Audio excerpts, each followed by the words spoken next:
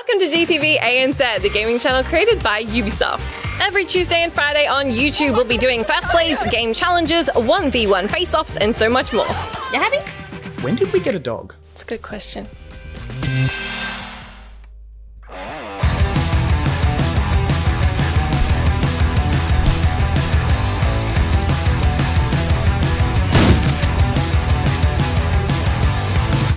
Hello. Yeah. Do you mind? Can we start again? Can we just? Yeah, let's just start again. No, okay. Thanks for interrupting me, Rob. Welcome back to Reload, and Rob has already derailed it half a second in. We're here after week 2 of OCN, ready for week 3. We have a special guest tonight, the one, the only Vast Casts from down in Adelaide. Vast, thank you for coming along. How you feeling? Yes, thanks for having me. I'm ready. I'm ready to go through my highlights. I can't wait. And I'm ready to I don't know, just talk a bit of smack about everyone. Good. Yes. Well, this is the great thing is we have you on the Reload. You can talk a little bit more smack than you usually talk on OCN. I know that, you cop it a lot from these boys, so definitely going to give you the pedestal to give it back. And unfortunately, you did see a little bit of a spoiler of what I did have coming up next. But before we get into that, we do have a bunch of topics we're going down. It's on the side over there, just on the other side of Xenox. All kinds of stuff we'll be going through. We also have some giveaways which we'll be drawing periodically through the stream. I see a lot of conversation in the chat about Vast being washed. I don't know why that is, but look, I mean, I appreciate your honesty, guys. So I don't think he's had a bath ever. Look, I haven't played the game for about 3 weeks, but I still reckon I can come back and just absolutely dominate the ANZ region. In ranked, at least, in ranked. I'll put your money where your mouth is, mate. Look, everyone else, welcome as well. Rob, studio looking slick. What is it exactly that you're sitting on right now, and from which street did you pick it up from? It's an old 70s armchair. You're going to be seeing a little bit more of it, maybe. Who knows? Who knows? It's old as shit. That's all you need to know. It definitely didn't come from the side of the street, but it wasn't far off it. Well, sure. I mean, whatever works for you. Xenox, I'm really grateful that you woke up today, so thank you as always for making the effort. I find I wake up a little bit easier on a Monday, I've had the Sunday off. And so Monday's easier. Are you actually awake yet? I can't tell. He's still in holiday mode. He doesn't realize it. Right, and final go on the rounds. I go on like mini holiday mode from basically Sunday to Wednesday. Every day you're just flexing like your holidays, whether it's a 1-day holiday or a 6-week holiday. You're always just flexing it. Yeah. I'm off holidays now for the next hour and a half. Well, if you were half as passionate about esports as you were about your holidays, you might be actually a really decent caster. So, keep one working. day we'll get there. One day. Guys, I am going to throw you under the bus here. Today, you requested that you could actually move your OCN cast from Saturday to Friday. Now, why is that? Well, look, when we decided the roster for this stage, it was a couple of weeks ago. The Bulldogs were not on the best of winning streaks in the AFL, and I kind of, part of me kind of forgot the whole lineup of the dates and the timing and everything. Anyway, long story short, Dogs are playing on the grand final Saturday night. Can the D's? So that's Can Demons. That is one. D's. Shut up, you Dogs. That is one event that does take precedence over OCN. You're the dog, apparently. I do have to suffer Friday night though. I have been paired up with Manic, so that is probably going to be the most cursed cast of my short career. And if we both still have our jobs by the end of the night, I'll be very, very happy. Hey, it's been 2 years. It's been 2 years, guys. You forget what it's like to cast with royalty. Don't worry, you'll quickly be reminded. It was Six Masters 2019, was it? Yeah. Yeah. It was. I think we were on one of the opening play days as well, and I still remember the only word that came out of your mouth. Indeed. Almost had to change that nickname, guys. I'll tell you what. For the longest time, Gaz's nickname in the caster Discord was just Indeed, and that was. I mean, I still long for those days. I think Good is a pretty good replacement. No, it's good. That you've got, yeah. Yeah. Your first ever word uttered on your Pro League. On a Pro League broadcast. Like, hey guys, welcome to the stream. How you feeling? Good. Hang on. I still have not watched back that VOD of my first Pro League need cast. to, I just mate. can't. It's too much cringe. I'd have to Man, have I've like just, you know what? I'm going to interrupt you there because your cast was shit. But I've seen that White Wolf has already said that we don't have any bias merch. You can go to order.army/Matic and purchase their latest Puma Essentials. Make sure you go over there and check them out. you're a shit stirrer. I mean, one day the rest of us will get some merch too, and you stop hoarding it. Right, for yourself. it's the only dub order I've had for a while. Very topical. I appreciate the segue. Look, before Well, keeping we, it relevant. thank Yeah. you. Look, before we delve too deep into what's going to be happening in the next week of OCN and what has happened so far in week 2, let's talk about you, Vast. Now, obviously, this is the first time we've had you on Reload ever, I believe. I don't think you ever came on back when you were a player. Maybe you came on like the old Late Night Siege, but I don't think ever Reload. So, welcome to the show. I hope you enjoy it here because we get to, shit stir a little bit more than we usually would. And I think that I'll try to enjoy it. I don't know. well, maybe this will help. To give you a warm welcome, I've got some career highlights I would just like to show everyone. So we'll go on mute, we'll watch it, and yeah, hope you guys enjoy this.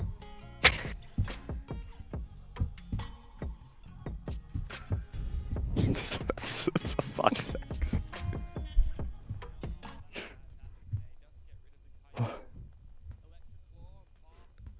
Where's the casting where Dev's... I mean, it's just incredibly quiet, but mate, I mean, if I can boost this up, get some serious volume in here. I'm pretty sure it's you casting me, right? I absolutely laid You're into like, what you, are you mate. doing?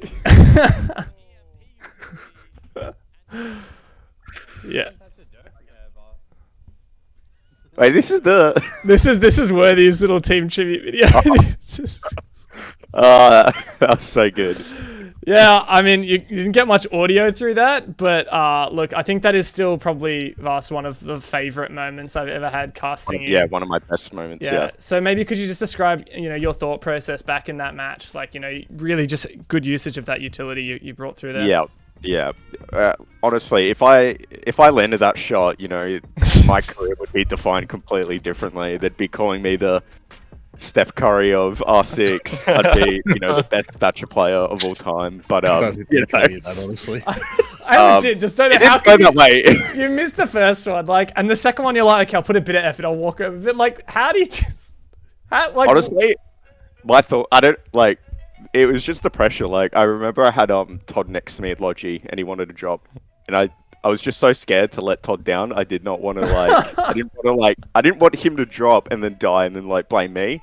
So it was just I don't know. It was just a bit of pressure. I tried to cut corners and oh man, that was one of the worst moments. That was very embarrassing. Yeah, well, I'm glad that it has been commemorated on Worthy's YouTube channel in his team highlights. I'm glad that they were still giving you shit for it 2 years later as well. Yeah. Oh yeah, every time Thatcher was brought up, Thatcher on Clubhouse was brought up, they just wouldn't let me forget about that moment. So, talking more in a grand scale of things, obviously you played for a very, very long time. Could you maybe give us a bit of an intro into how you actually got into competitive games in the first place? What made you want to actually stick around and be a part of it? My story's kind of... I don't know if it's good or not. It's I don't know. It's we'll pretty be the basic, judge of that. You just tell us. You guys will be the judge of that.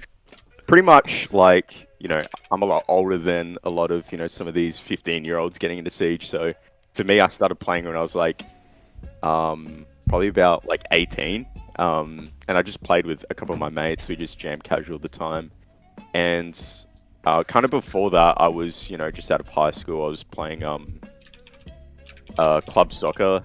I think, in probably I don't know what division, pretty, bad division.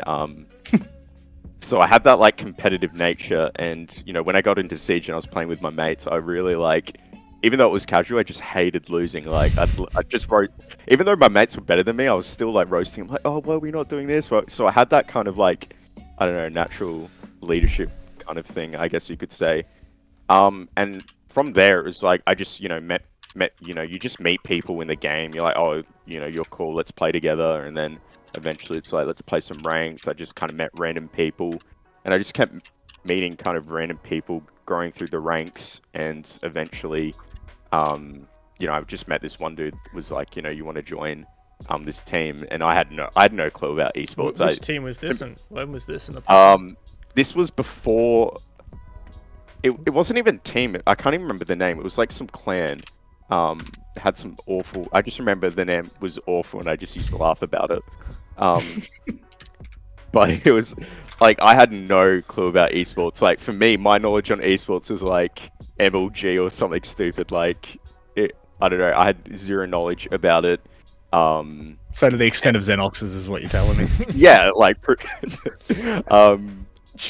and where to go from there? Kind of like, yeah, I just kept, you know, meeting different people, and then eventually, this one dude in particular was like, you know, want to join this team with me and my mates. They're from Xbox, and that was Dev might remember. I don't know if you guys remember the kind of OGs, but Johnny the G, Broods, and I can't remember who else was on the team. Curse Wings was for a little while. The Curse Wings and Cynics joined after, but it was Broods and Johnny the G and like a couple other like Xbox OGs. They came over, and yeah, I just joined this team, and then I literally that team, that like Regicide team I joined, became pretty much the Chiefs. We've gone through like, you know, different rosters, different players, different you know, under different organizations, under different team names.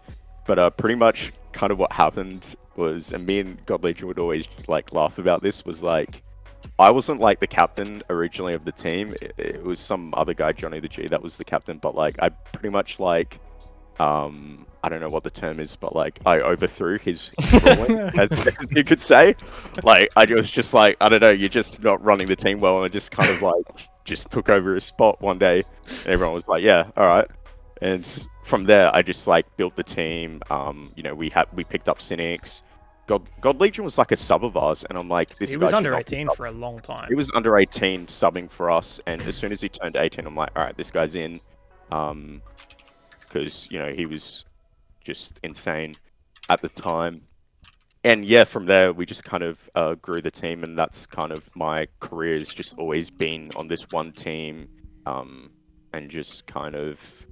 Yeah, it's pretty much been me and God throughout our whole careers, just kind of going through different rosters and whatnot.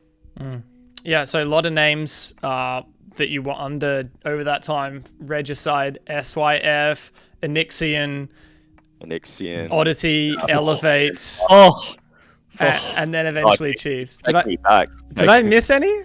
I got them all. Freshman class. You can't forget about that one, 2018. Wow, what a throwback. But I think Onyxian was like the OG name that we kind of started with, and then we, you know, different organizations as you mentioned.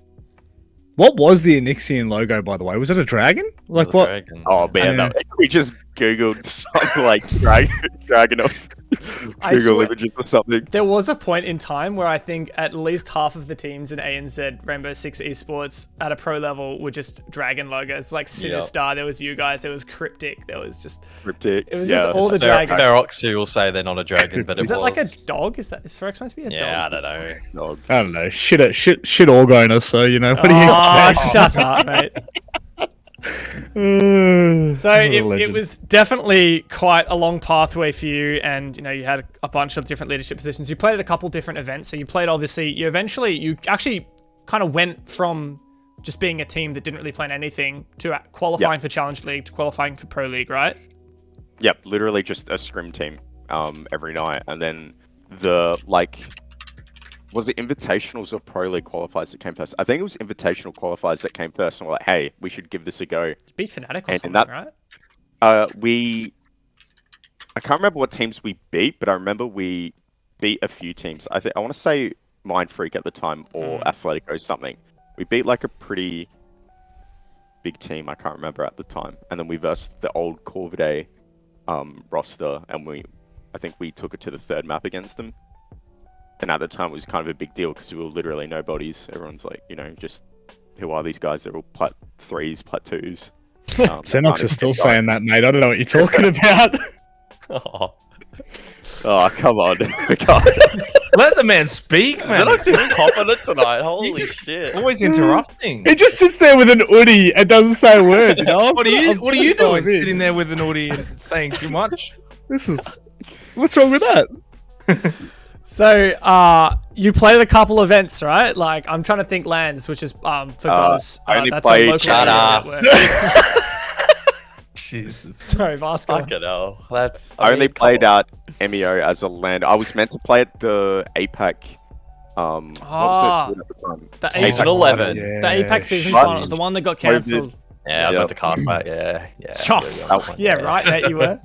That was like really heartbreaking. That one, obviously, like I don't know, that was the dream for so long to like those teams. Because I mean, we've always been that team like that always just missed out close. Like every time there was like an APAC finals qualifier or something, we'd always get to the finals, be that team, but then we'd always lose to like pretty much like wildcard would just always beat us, and they'll be the ones going to APAC finals. So always that team that were like really close, and we, you know, we're just in the sidelines, kind of watching all these teams just have fun.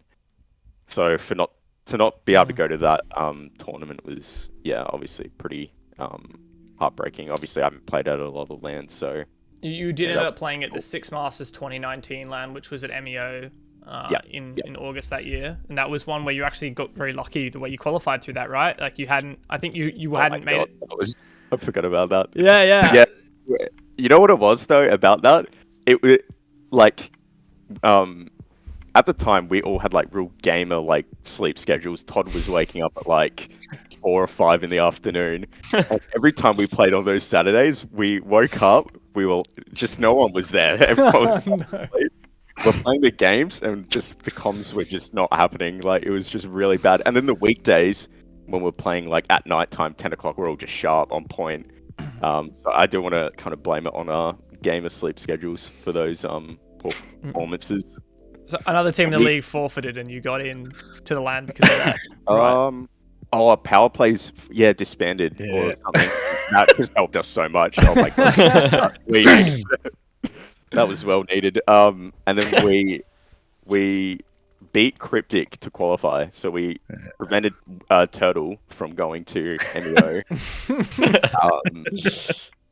And that was a pretty sketchy game. Like we 2-0'd, but that was still a pretty sketchy game. Like, And this was back in the day when you had Brandon Raven, Langiano, yeah, the squad as well. Raven. absolute. Hey God guys, what was that like spectating, mate, up in the rafters? Yeah, Did you not enjoy the event? Not that you were working the event, but like as a spectator, kind of being fans and seeing like, oh, that's Was Dev it Martyr long? and Manic on stage. Wow, I love those guys. The monkey fist. Oh, guys. Guys, I sent guys a photo of this punching bag desk-mounted punching bag I saw earlier today when I was at the post office, and I said I was gonna buy this, but then I realized I have guys. Yeah. Another throwback I saw in the chat, Mother Bear, his God Legion's mum, said in the chat, Fnatic Killers. That was what kind of the odd team was known as at the time, right? Because back when Fnatic was kind of like, you know, at the top of the local scene, I think you beat them in like a BO1 or something, and then everyone was like, oh, it was just a BO1. Then you beat them in a BO3 in like SI Like literally qualifiers. the next week, Yeah. we beat them at a BO3, and then we were a bit cocky after that because we were like, what can I say now, BO3? Like they can't say anything else. I don't know what was up with that. Like we just were really comfortable against their playstyle, and it helped when, you know, Ash had ACOG and God Legion was like just not missing a single shot back then.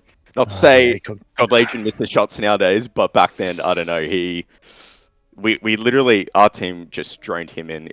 That was the objective, get God Legion in our spots, Ash ACOG, and yeah, Fnatic just... Did that just change to just change names with Worthy? Is that what happened for Chiefs? Like what's Yeah. Like God, you need to step aside a bit. Worthy's It's a new kid on the block, you know. Worthy's now the one not missing a single shot. He's it is younger, pretty- you know, he's better looking. You sit down, man. Like, I don't know about that one. So I guess like along that long journey, at what point did you kind of realize, hey, this is actually something real. This is something that can take place. This isn't just, you know, something I do for fun on the weekends. Probably six. I'll be honest. 6 masters. It seems like quite like a long time in my career. I'd say that was probably about halfway in my career, but I think 6 masters after that was a big turning point. Just because like, I think I got a lot more like external kind of motivation and belief from like my family and friends, because they all kind of thought like, you know, I was just sitting in my room, just gaming, slaving away all day, playing, sinking 24 hours in a Sounds like RuneScape every Xenox. day. Oh, RuneScape, definitely Xenox. Yeah, you got me there. Yeah.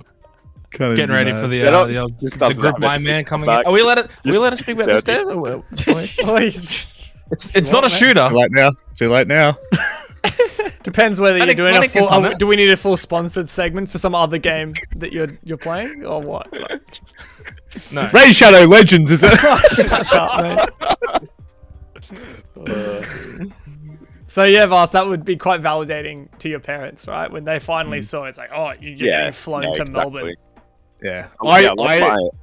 Yeah, go on. Sorry, I didn't actually you go. say Sorry, I didn't Manic, mean to but look, interrupt you. that's okay. No. Well, I was going to say, you know, like I think that my parents would probably get behind me if they had, you know, world-renowned commentators like Manic and Dev Marta casting over the Six Masters arena at Margaret Court. You know, I think that really legitimizes so much. Yeah, You know? yeah, definitely.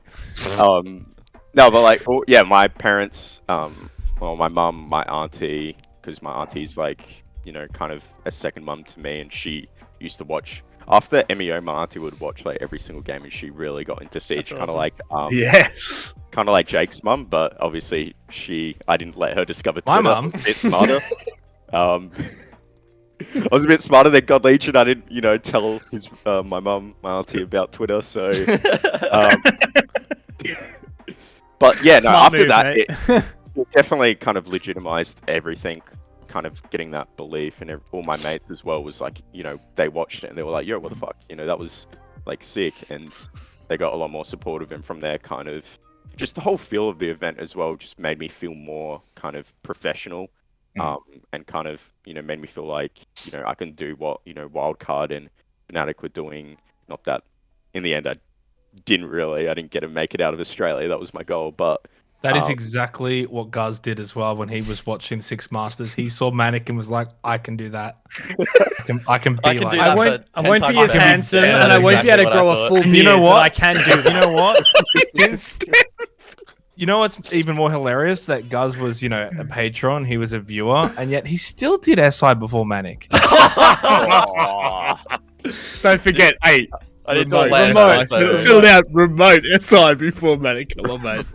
One time Get it SI right. remote master. Thank you very much. I see Mother Bear, God Legion's mum, has said that she already had Twitter. Yes, that is one of the things that I unfortunately couldn't dodge. My mum already had Twitter. My grandma found my Instagram recently, which is like, yeah. I don't She had really a use it. dope emoji. Yeah, she had a pretty cool profile picture. But no, like, I don't use Instagram for like personal use. It's just for like, you know, Dev Marta casting stuff. So that was extra weird when she commented, just like, "Oh, beautiful dog you have there, James." And I'm like, "Yes, thank you, Grandma." thanks. Can we call her like Granny Marta or something? Oh, yeah, that claps. I don't think she even knows what like that my alias is Dev Marta. I think you could say that to her and she'd be like, "I don't know what that is." So the I next don't know who that is either. The next part of the story, obviously, you joined the Chiefs. That was another quite significant moment. You know, Chiefs, very big local esports club within Australia, one of the biggest. You played for them. Obviously, unfortunately, that was during the COVID era, so we didn't have any live events. But you won 2 back-to-back championships with them, and then you decided to retire. So what happened there? Gave up. I was, Got too hard. I was starting to suck a little bit, Dev, if you didn't notice. No. It's not like I gave up, but like, I don't know. To be honest, as I said in my tweet as well, my retirement post, in stage 1, I was kind of, even before actually we got signed by the Chiefs and before we picked up Fisher, this was when we were in Elevate, you know, it was a bit dark. I think, 6th place, you know. It was definitely a dark situation, and I was kind of just thinking like, it wasn't necessarily towards the game, it was just like my life, you know. I've been doing it for a while, and I kind of am a person where like if I do the same thing for too long, sometimes I think maybe just everyone's a bit like that. You just kind of lose a bit of motivation. And you know, I think as well, maybe looking back, maybe I set like my goals, what I wanted to do in the game, a bit too high. Maybe you know, and I think that's something we didn't achieve that actually helped a bit as well. Was like just setting smaller goals that are like more quote unquote like achievable. And when you actually accomplish those goals, you know, you do get a bit of you know, that feeling like a reward kind of feeling. So I think, you know, I just set my goals way too high, and you know, I wasn't getting what I wanted, and you know, I started losing a bit of passion for the game. But joining the Chiefs and bringing Fisher kind of like re-sparked so much, you know, love I had towards the game and like motivation. I think it was just for me, I just wanted a change, to be honest, and I wanted ultimately I just wanted to end everything on a really good note. I didn't want it to come down to like, because you know, I was pretty close with the boys. God Legion, we've been playing forever. Digital, you know, I've known him since he was 17. You know, that's like Homeboy. That's, you know, my little brother, and I'd always, you know, just having like thinking. I thought of a world where like those boys having to kick me because I'm starting to suck. Didn't want to be a part of that. I just didn't want to be a part of that. I didn't want them to go through that as well. You know what I mean? And well, I will say, like, just to interrupt you there, like, I swear, stage 1, you absolutely popped. Yeah, I mean, like, the thing is, even though I was feeling those things, I just put it aside for the stage 1. I said to myself, you know, I'm not gonna like think about this till the season's over. You know, I want to win for the boys, and you know, we did that. I tried my best, however I could, and you know, we made APAC qualifiers, playoffs, and OCN. We won OCN, and that wasn't even I think our goal for that season was like, we were happy just to qualify for, you know, either of those tournaments, and I think our goal was like, can't really remember, but it was like quite a small, like achievable goal where we ultimately wanted to, you know, finish, because we didn't think that like we'd have the success we did when we brought in Fisho. So for us winning, you know, OCN and making APAC qualifiers was just, for our first season together, was just insane. Can't even describe how that felt. So you felt like it was the right time to step away, though. Like, you wanted to quit while you were ahead, and like you didn't want it to be a slow decline, right? You wanted to be like, oh, I'm ready. Yeah, definitely. You know, for the first couple stages, I wasn't sure if it was just because I feel like a lot of players will definitely have that, you know, thought come to mind once in their career. So I was just thinking, is this actually what I want? Is this just maybe me being a bit impulsive and wanting a change in my life? Is this just, you know, like, I just wanted to make sure that this is like, I want a career change. You know, I don't want to leave and be like, oh fuck, I just left, you know, the Chiefs, and then I have to go join, I don't know, Rhythm or Sanavi. It's an upgrade at this point. So, what made you want to step into the very egotistical and, you know, competitive world that is esports broadcasting? Because obviously, it's a terrible work environment. You know, there's just so many other people that you just don't really want to spend much time with. Like, you know, yeah, 100%. Xenox and Manic. Like, you have to force yourself to, like, you know, like people. And like that. Yeah. I don't really. I've been doing it for 5 years. There's a lot of people I don't like. you have to like fake We know that. on camera. You know, like you have to Where's the pretend to cap? like Where's the these cap? people. You know. Yeah. So Like, hey, yeah. so like what made you want to go into that? To be honest, I don't even know. Like, Still, you don't even know. Originally, I like when I knew I wanted to step down, I was like straight away, I think I'm gonna, you know, get into coaching. It just seems like, you know, natural for me, just being like, you know, having a lot of like leadership roles and experience. It just seems like the best move for me to be a coach. But then, yeah, Raven, Brandon, you know, definitely he kind of stepped in. You know, I was talking to him about some advice, like, you know, what teams do you reckon like would be a good team to join because you know he knows me. We've worked together, and I don't really know a lot about some teams, like especially in APAC South. I think for me was the biggest eye kind of grey area for me because sure I know these teams, I've versed them, but like I don't know anything else. Don't worry, it showed on APAC South show, mate. I will say it was an upgrade from Xenox. So I just APAC South was rough. I'm like I don't know what's happening. I mean, it's one thing to know what it's like to verse these teams. It's another thing to know whether you want to work with them, right? Yeah, exactly. Because for me, I wanted to obviously try to join a team that would be the same environment as the Chiefs. Just that really laid back, but like perfect balance of like being laid back, being mates, but like also business and professionalism as well. Because you don't want it to be all about friendship, and then you don't want it to be all about professional business. So yeah, I had no clue. Honestly, I was like, I want to do coaching, but I have no clue where to go. I even thought about maybe OCL teams. I thought about all the OCN teams. I thought about everything, and I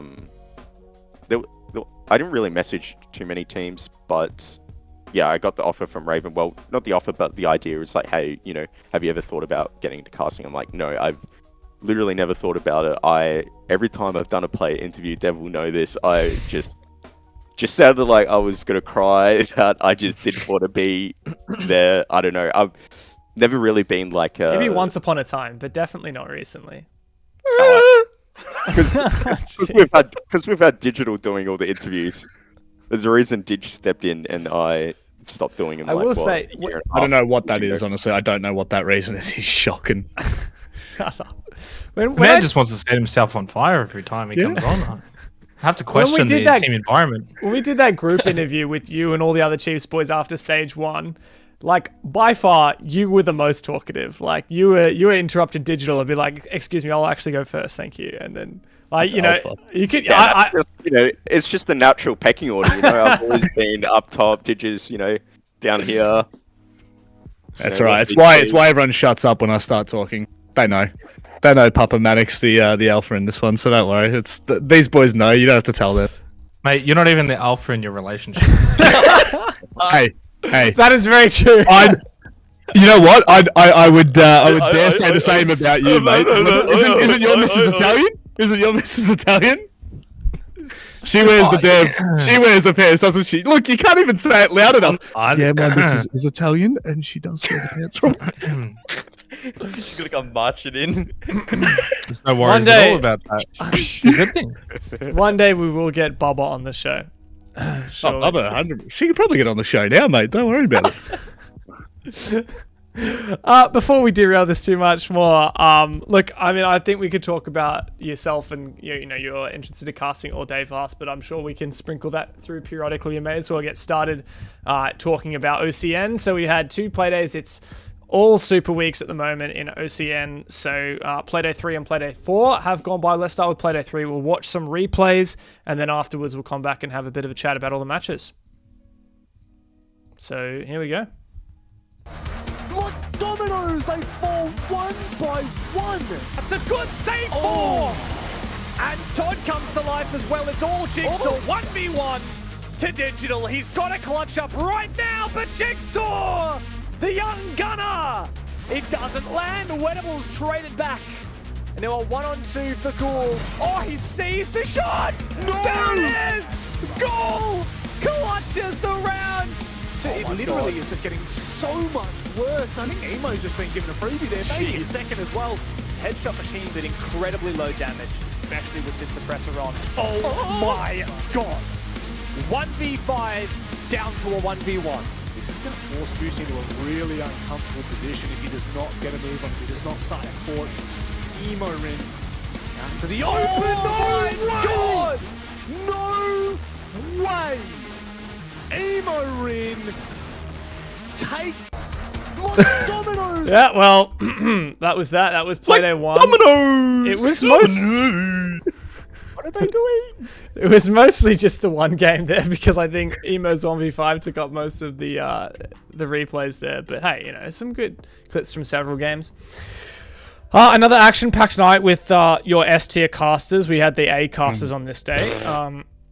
So going through each match, we of course had Knights 7-5 wildcard to open. Look, I will say wildcard played pretty well here. At least Emorin did. Emorin played pretty well. Yeah. Emorin played very well. I don't know what there is more to say. Like, I feel like the Knights guys very well-rounded overall. Seemed like they kind of had a pretty effective team game going on. Wildcard. Yeah. I mean, 5 of his 16 kills from Emo were in the one round. Well, you got to remember as well, like Milo and Vinny were all but non-existent in the first half. I think both of them, maybe if I remember correctly, both of them came into the second half with 0 kills. So, like,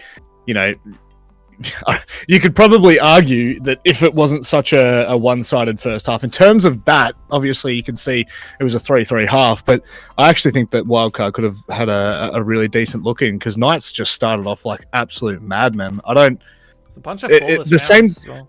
Yeah, the same thing happened the night before as well. If you remember in APAC South, they went absolutely mental against IG for the first 3 rounds on Oregon, and then IG came back, and the same was looking to happen with Wildcard. Like, I don't know what it is, man. That's scary.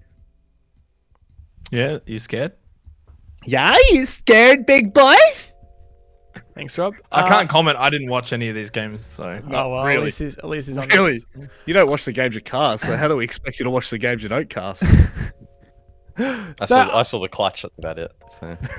Yeah, look, it was quite something. I don't know where to place Wildcard right now. Like, on one day they can beat Chiefs in APAC South, and the next day they can. I mean, it I know looks where like to place them. Yeah, Yeah, bottom two. Starts with R.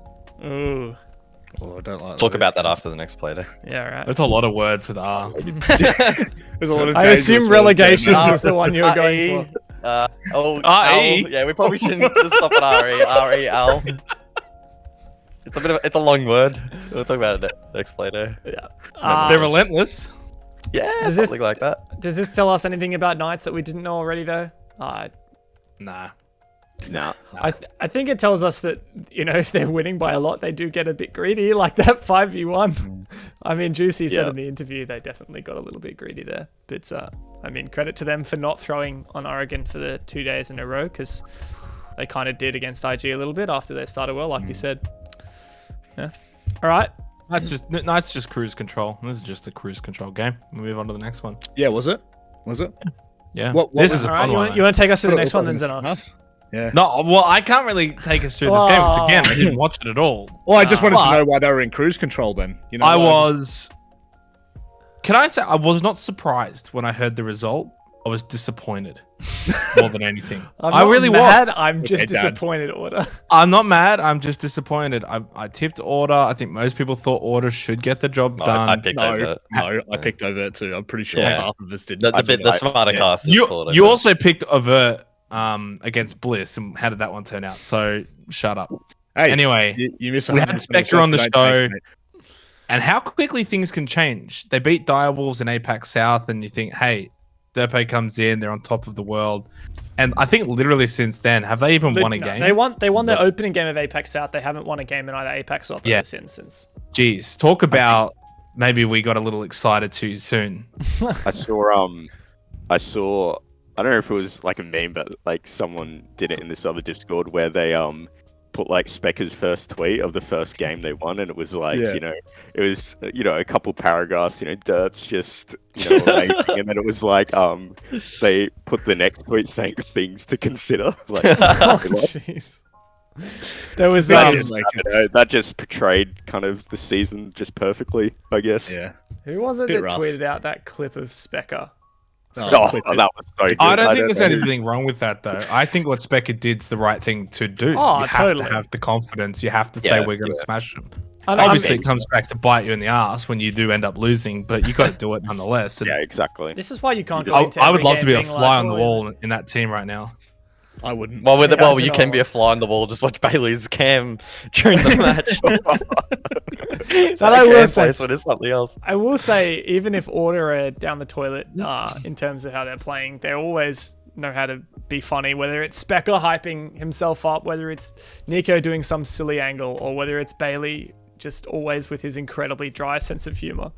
So what's insane about this though is the fact that there is, I think there is still a world in which Order and Wildcard get relegated. Well, not get relegated, but have to play through relegations if Overt and Rhythm keep these performances. What's the world where that happens though?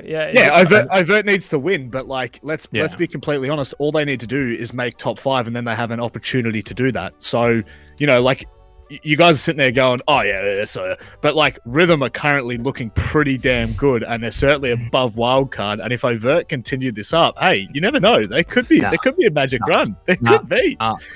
Hey, Chiefs don't have Vast anymore. You never know. Chiefs are going down now, so no Vast, no dub. I think we can speak confidently to Wildcard ending up in a relegation scenario. I don't think it will happen to Order. So I will say, I feel like we've there's a world, you bitch.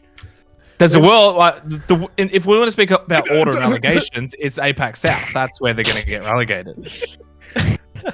I love you. So you know the older passer ad. Why don't we have both?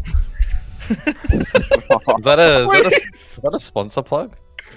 Should we get them on? No, it's a cultural reference. But on a serious note, though, like, Way of life. do Order need to make changes at some point?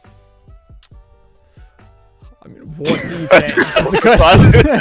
I'm not answering this question, mate. No one wants to say that. I mean, look, I think I played the at fifth. the end of, if they go through the whole season at this stage, I think yes, I'll be honest. But if there's like maybe a turning point, and they start like actually clicking a bit, probably maybe not. But I think the way they're going, if we don't see like convincing wins consistently, I think they probably need to do a roster change, or like, I don't know, just some dramatic changes in that team. One thing I think is interesting and related that I saw, it was Michelle, who's the sports psychologist for Chiefs and several other teams in other esports, and she retweeted something which was from I think it was another sports psychologist, something. Anyway, it was basically saying that there's a big misconception about you shouldn't be training, or you shouldn't be looking at outcomes necessarily to judge. No, it was far out. Basically, it was something about trust the process, right? It was like, don't always just immediately look at the outcomes and expect that is representative of judging whether you're doing things right now. For example, right, if Derp's been with the team for a couple of weeks and they're not magically better, doesn't mean, or they actually go downhill, doesn't mean you should just like that Derp is the problem, doesn't mean that Derp isn't helping. And over the longer period of time, maybe Derp would help. I think that it's inarguable that Order need something there, like kind of behind the scenes, whether it's like a coach, so some kind of support staff, maybe even a sports psych. But hey, with the money they're throwing around, why not just add that one to the salaries? The thing is, like, I mean, Yeah. it's not just an anomaly anymore. Like, No, because Bliss as well. Bliss. Well, have in one too. esports, I reckon it is, but Well, not in. I mean, other we have regions. 1/4 of the teams in OCN have sports psychologists. There you go. Statistic. Yeah, but- that matter. One dedicated sports psychologist full time per roster. That's not the case. It's one. Well, I person mean, you split don't across need the a whole dedicated. team. Oh, here we go. Settle down, Well, guys. All right, mate. you don't need Semantics. a full-time dedicated sports psychologist. You need someone who'll do Other a session. regions would tell you different. Well, I mean, it's all a matter of scale, right? It's definitely valuable to have, Oh, I'm not arguing that. Yeah, it's someone definitely full valuable. time, because I think with us we had Michelle in a lot. Wouldn't say every scrim, but she would, sit there and be watching a lot of she scrims really? with our coach. It wasn't just like once a week. It was. No, it wasn't just like a once a week thing. She was kind of like in and out with our team quite frequently. Legend. That's awesome. Always coming in like the team speak to talk to us about. I don't know. Her and Digital would be trying to get her on Kid Leroy, and like just should be pretty involved with the team. Like the only thing she was never really involved with is just us creating strategies and all that kind of strategy based stuff. But everything else, like, she was very hands on, and definitely helped. But I still think just every team should at least try to do one, like some form of sports psych session. Even if whether it's just a like, once off.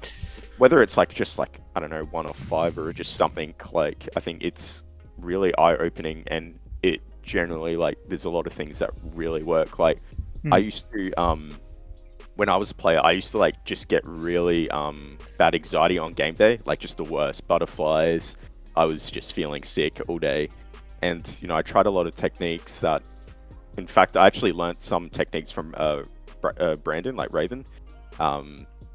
He kind of taught me a bit about like mindfulness meditation, and that helped me you know, really with my game day nerves. And there's just like so many things, just small things as well, that just really add up and gives you an advantage. You know, our team went for like having a really pretty, I'd say bad like mentality and way we kind of functioned to like a really good one, where we became a team where you couldn't like really defeat our mental. Like we lose one game, you know, it doesn't really do anything. It kind of boosts us. So I think, yeah, every team should in OCN, that's like a way to break through like plateaus and get to the next level, I think. Yeah, I definitely think everyone would agree it would definitely benefit Order right now. Whether there's something more dramatic that needs to come in addition, I'm not 100% sure. And yeah, I don't even know if it is a mental issue for Order. Isn't Me it? neither, to be honest. Well, I don't know if I don't think personally we have the inside knowledge to make that debate. You make assumptions without Well, having I mean, any insider knowledge before. Otherwise, That is literally our job. Come on. But you know, I mean, Vast. That is I would always trust Vast only- intuition to We can only speculate. theorize, yeah, And- and speculate. So if you were to speculate, what would you say? From what I've seen, and it's like really bad to gauge yourself, but like maybe just like the tweets and videos that I've seen from them, it doesn't really seem like, you know, there's like much tilt going on within the team. Obviously, you know, that's probably showing the best part, so it's again really hard to gauge. Could be a mental thing, but for me, it's like I think it's just a lot of fundamentals. From what I've been seeing in OCN, just like really small things that like, you know, like the missed droning on Villa, you know, those like small things, it like, you know, stuff like that can happen. But for me with this game, Avert was every time they found a player, and it was always like Cairo, they just froze. They all stood still, and it almost for me seems like when I watch them play, it seems like they all wait for their IGL to say something, and I think their IGL's Nate or Specker. I think Nate's the primary, but it just always seems like they're just waiting for them to be able to do anything. I just don't really see like much initiative that we used to see from them. That could be an Oregon thing, but that's just something I've been picking up quite a bit, and I think perhaps it's just a few fundamental issues with that team. And also, I think something that's really valuable as well that could help them as well is like, I think just setting more goals in scrims as well to like fix these small issues. Maybe they don't really do that. I don't know, they could definitely do that, but I think you know, I just don't see those small mistakes, except for that like emo ring clutch. I don't really see those mistakes from like Knights, from Chiefs, even like Wildcard. I think Wildcard don't make those like real small mistakes. They make more like bigger Macro. errors. But like those bigger, even though I say bigger, I think those big ones like more like you can see it in the bottom and be like, oh, you know, we you know, it's really clear what I think we it's did more wrong, but, like, fundamental with Order. Like, I mean, what you're saying Yeah. about IGL, like, I think we take for granted, like, how much the pros know that we as outsiders don't about how a team actually functions, like with an IGL. I think a lot of people think that it's like there's an IGL who's like the commander-in-chief and they just order everyone around. But it's not like that, right? You know, like you're saying that you need everyone to be able to take some initiative without the IGL just like spoon-feeding them. I think it changed because back in the day it used to be that like that real like Fabian way of IGLing. You know, he was, I mean, even then though, he did have like a few players like Pengu shot calling helping him out, but he was, you know, obviously kind of microing everyone, and that's kind of how I used to IGL as well. But I think it shifted way more, and for the Chiefs when we brought Fisher in as IGL, it really shifted. He, you know, came in literally day one. Fisher was like, I'm awful at microing. I'm not going to micro you guys. I'm going to really, you know, put faith in you to kind of use your initiative. I want everyone, you know, using their initiative to be able to do just everything. So when you see the Chiefs, when you see God Legion Worthy making those plays, it's not like Fisher guy saying, you know, do this. It's them saying, you know, I can do this, and then his probably a lot of stuff will run through him though. He'll kind of like, you know, just make sure that like what everyone's doing is aligned with like what the team needs to do. But it's everyone's ideas kind of pitching in, and that's something like, I don't want to go too off topic, but that's something like Worthy does really well that you never see on camera. Is like, and he might seem like a real quiet player, but he is like really vocal in game, and he's like always offering ideas, solutions, and always looking to make plays. And I think the way we're seeing the game shift is like, yeah, we definitely see more IGLs on a team, and like more people using initiative as well.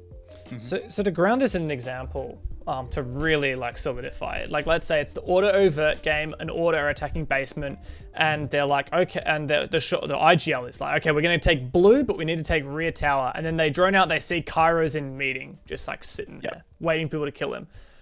Like, you're saying that it needs to be, instead of like waiting for someone to say like, all right, you stand there, you cut off his rotate, it needs to be, you know, Jack Daddy's like, all right, I'll make a line of sight here. And this person says, okay, I'll take Attic and pressure from above. Is that kind of what you mean? Yeah, so it's like, I mean, this is just one way, the way we did it, and like, you know, I could be totally wrong about other teams, but I think it worked really well. It was like, when focusing on the one thing, like everyone focuses, well, at least majority of the teams focusing on one thing, you're not doing all these things at once. So if we were to drone Cairo, we'd call, you know, obviously that position, and everyone would be thinking of ways that they can contribute to like clearing him, whether that's God Legion. I don't think this would be the right play, but whether that's God Legion saying, I'm going to go, you know, lobby and push from there. I mean, it could be whether it's like, you know, Worthy saying, you know, all right, let's open Attic and use the hatch.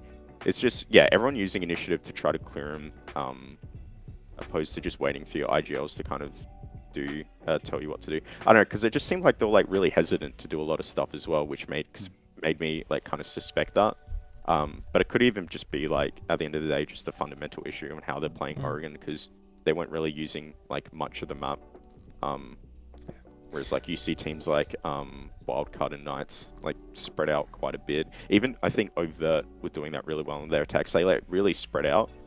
You'll see like Cairo often like solo entering somewhere, which you know, can be a bad thing because you can get baited out. But it's like, it just gives way more options.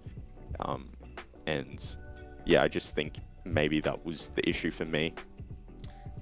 For how they were kind of playing, and it's like just not a long list, but a list of like similar instances like that I pinpoint it all to like just small fundamental issues for the team. So we've talked a lot about Order, and you know, by the way, I always love your insight because you always have another level compared to what we have. We've talked a lot about Order. I want to talk more about Overt, but I think I'll wait to really dive into them until we talk about their next match. So let's just keep going through play day 3 for now. The next game on that night was Bliss Chiefs. This one was a surprise to me. I think everyone picked Chiefs, didn't they, for this match? And this is in fact the first time that Bliss has, I think, ever beaten Chiefs. Maybe way back in the day when you had like a couple of players on the core rosters still similar back when these teams weren't called Bliss and Chiefs. There was a win the other direction, but definitely in 2021, every time it's been Chiefs, and every BR1 all the way up until that grand final at stage 2, Bliss won one map and then Chiefs won the other 3. So this was definitely an upset, despite it being arguably the 2 best teams in the league. Yeah, I think the scoreline more than anything is probably the upset. I think Bliss being able to beat Chiefs is not like otherworldly, especially in a best of 1 environment. I'd agree with that, yeah. So, like getting out to a 4-0 start, eventually winning 7-4, that's probably the least ideal part for the Chiefs. But at the end of the day, this result, this match doesn't really hold much weight in terms of the stage as a whole. Bliss maybe end up finishing first again. Chiefs end up finishing second again. That's fine for the Chiefs. They don't care. No. Yeah, it's just like a storyline thing. Obviously, you know, there's a bit of a rivalry building up between these two teams. You know, Oda and, you know, Digital are really good mates. So, you know, it's definitely like, and Bliss wanted a bit of revenge. So I think, yeah, why the game was really exciting was just the storyline. But you're right, it doesn't really hold too much right now. You know, the Chiefs do want, like, you know, I'm not taking anything away from Bliss's win, but the Chiefs do want to do a lot better in APAC South this season. You know, they want to kind of almost take a Knights approach. Like, they, you know, really want to, you know, get that top 2 kind of playoffs position. So maybe that could be another factor as to why they're not perhaps playing so consistent. But I mean, we even talked about it the other day. Like, everyone's really, maybe except for Knights, but like Knights, like, I don't know, kind of just playing, like, I don't know, they don't have to do much and they still just kind of dominate everyone. But everyone's really struggling to find form, for especially the teams that are like in APAC South and OCN in particular. It'd be hard. There's no doubt about it. It'd be hard to be playing 3 officials at the moment a week. It's the pack I think schedule. as well, it's like just 3 officials in a row. I think in a week is a bit more like spread out, perhaps, but in a row. Just a kicker. I think stage 2 was it stage 1? I think it was stage 1 where I felt the most burnout because we had not a single day off. Like, when we were not playing officials, we were practicing every single day. And I think that's when it kind of started to get a bit rough in terms of burnout. I mean, we adapted stage 2. We were a bit smarter. We kind of started valuing like rest days over just forcing like scrims. And those we'd take rest days before officials.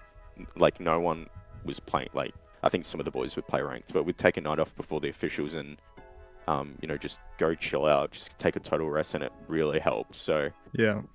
I think, you know, you just have to adapt to your situation. You know, sure, it's not ideal, but you just have to do it if you want to get the results. Yeah, This this is is innovative. this stage more than anything is just very condensed for OCN, which is not ideal for the teams that are also participating in APAC South. It is what it is. Can't do much about it. But I think the most damning thing is the first 4 rounds of this game. Yeah. I think like the overall result would be completely different, but like, you know, Xenox and Guz, I don't know who watched what and what watched who, but it was like just an absolute shellacking. The first 4 rounds, Chiefs as an entire roster had 1 kill. There were 3 flawless rounds, which is just, you know, no matter whether you're focusing on APAC South hard, that is a huge blow. That could have been I like Knights Rhythm or Knights LFO or Bliss LFO, and you still wouldn't expect there to be 3 flawless rounds in the first floor. No. The way Bliss were winning those first 4 rounds was just ridiculous. I could Scary. immediately tell that there was something going wrong, like in terms of comms or something with the Chiefs, because just like every time Bliss got a kill, 3 more kills would just immediately come straight after, like a second after. Like, it was just ridiculous. They were popping off, and the worst part was it wasn't like Jigsaw or Epix was just running around like tapping heads in those first 4 rounds. Like, every single player on their team had above 3 kills, which was absolutely terrifying. And I think, you know, it kind of it definitely showed when we had that tech timeout, I think it was in like round 5 maybe. Like, we cut to the Chiefs player cams, and dude, they just like, they looked zoned. You know what I mean? Like, it was like they'd been hit with a 10-ton brick. But I think not Xenox all the time. But I do think they bounce back well after that, and it's just, you know, how much can you to 4 straight rounds against a team like Bliss as well that just, they don't let up, man. They don't hold back for a second. And it's the other part of this storyline, and I'm sure we'll talk about it later, is Bliss's ability now to change their map pool up and still be as dangerous as they were in stage 2. This is a great result for Bliss, obviously not taking anything away from the fact that Chiefs aren't focusing as much on OCN, but like, it's still a phenomenal result for Bliss. Yeah. I think was it a 3? I think Bliss had either a 3 or a 4 map pool in stage 2, and now they've gone to having like, I think it was less than that, wasn't it? I swear. They definitely played Cafe, a few maps. Definitely Cafe, definitely Consulate. Oregon, and was it Consulate as well? Yeah. I think So they had definitely 3 at least those 3. Because we were always like, we were definitely like, don't take them to Oregon and Consulate. That's that's a straight L I for think us. Cafe is their other good one, because I think they beat you guys in that. Yeah, in the thanks final. for reminding me, Dev. That's what I'm here for, man. I'm actually gonna look this up so I make sure I've got my correct stats. So obviously we haven't seen them play Bank yet. We hadn't seen them ever play Chalet except against you in the grand final, which they lost, and now they've played Chalet and won it against Rufflecopter, I believe, a couple weeks ago. I think that it was Rhythm, right? Yeah, yeah. So like they've added Chalet, they've added Villa to their map pool. I think they're really, really improving, and they're definitely going to be much scarier in BO3s and BO5s now. I'd agree. All right, let's move on. Yeah, I'm just triggered because my my match tracker's not working, so that's really sad. Just trying to bring up my stats and it's not even there, so I'm actually gutted. Rip. Final match of the night, and this was an exciting one, a very, very exciting one. Not what you would expect when you look at what two teams are playing, but it absolutely Those scores, was. right? Yeah, look, that's not backwards, man. Ah, This was Rhythm's first win since, Yeah. was it 6 months? 6 months, yeah, since April. Yep. Cannot Since believe that. April. Actually, Sounds like my ranked record. What's interesting about it as well, it was Ruffles up 3-1, and you're probably thinking at that point, Yeah. also I'll go to you on this one, Manic, but probably thinking this has gone to script. Yeah, I don't really think that you'd, you know, I actually now that you point that out, I didn't realize that's what happened. I knew that Rhythm were playing well, but I didn't realize that they the table that much. I think that certainly 3-1 down, you kind of expect Rhythm to be in that scenario. You know, no flame to the boys. I think I saw AFX in the chat before. You know, all my homies hate AFX or Affix. But like we expected Ruffle to kind of have a bit of a tough fight nonetheless. But holy moly, were we all wrong? And it looks, I don't know, maybe Rhythm are here to stay, man. Maybe they're going to take advantage of some of these teams that aren't completely honed in for stage 3. There you go, Drex. Nova 9 was the problem apparently. So there you go. How is Novax the problem? That just blows my mind. I don't know. I just remember that like clip it on Oregon last season against Wildcard. And I'm like, how is this guy the problem? I don't know. He's always the problem. Come on, let's be honest. When you have a name like Novax, of course you're going to be the problem. Yeah. See, Drex has got my back. He smelled like crap. That makes sense. Ghoul, by the way, is your mum still upset with you? We got to get Ghoul's mum a Twitter going. I reckon. Yeah. Oh, for sure. It's actually one of I'd my be very favorite happy for that. moments. He's Yeah. like mid-celebration. His mom's just like, "God, shut up." That just resonates with me so hard. I don't know. If it was my auntie, that would be a lot worse. It'd be a lot of swear words and banging. I want to know. I really want to know like whether Ghoul went and showed her like the match afterwards. Like, no, we won. Like, does she like fully understand the significance of that moment, or is it just It's like probably her first time experiencing a win. He's- Or what. Usually, She didn't quite understand what all the excitement was about. She's used to the desk slamming, just not the screaming, you know? Just won the Couldn't figure lottery. out what was going on. she understands the scene? That's a good thing. She probably was just so surprised to hear that you'd won. So. We love you. Yeah. No. Look, I mean, at this point, I'm kind of speechless for this game. Like, it was just such a fantastic match. Really entertaining, really exciting game. AFX absolutely popped. I'm seeing the numbers now. Him and Drex really went off. Ghoul had so many really important moments, and while it says 0 clutches, that doesn't count the one which he managed to get. Which one? Well, The 1v3 that he clutched up. I think he had a teammate down, so according to the stats, it didn't technically get counted as a 1vx because his teammate was downed. So it was the Isn't 2vx. it manual entry? Mate. Yeah, but I mean, even still, technically, This ain't API, man. yeah, but technically it isn't a 1vx. It depends. Depends like, how you strict want you to Actually, wanna I'm pretty sure it was a 1v2. I'm pretty sure his teammate was. I don't know. I'll go back and have a look. We'll at have a look later because we do have that clip Yeah. later tonight. my man. I got you back, baby. Yeah, well, that's basically that play day. Unless you guys wanted to add anything else for this one, the only other thing I would say is Rufflecopter's a bit grim at the moment. I was going to say for Rufflecopter, a bit of a slip up here. Not to take anything away from Rhythm, but you know they had when you back to play day 1, they 7-2 to Order.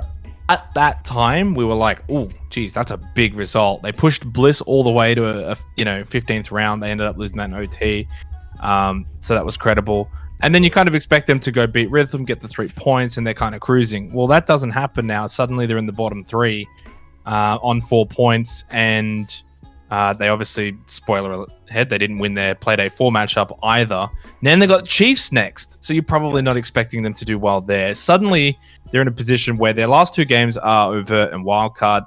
Those 2 games for all 3 teams involved, Overt, Roffle, Wildcard, basically playoff ramifications, right? So Roffle's down in a bit of a dogfight all of a sudden, but I think they'll be fine. They'll bounce back. They'll probably do really well in those last 2 play days.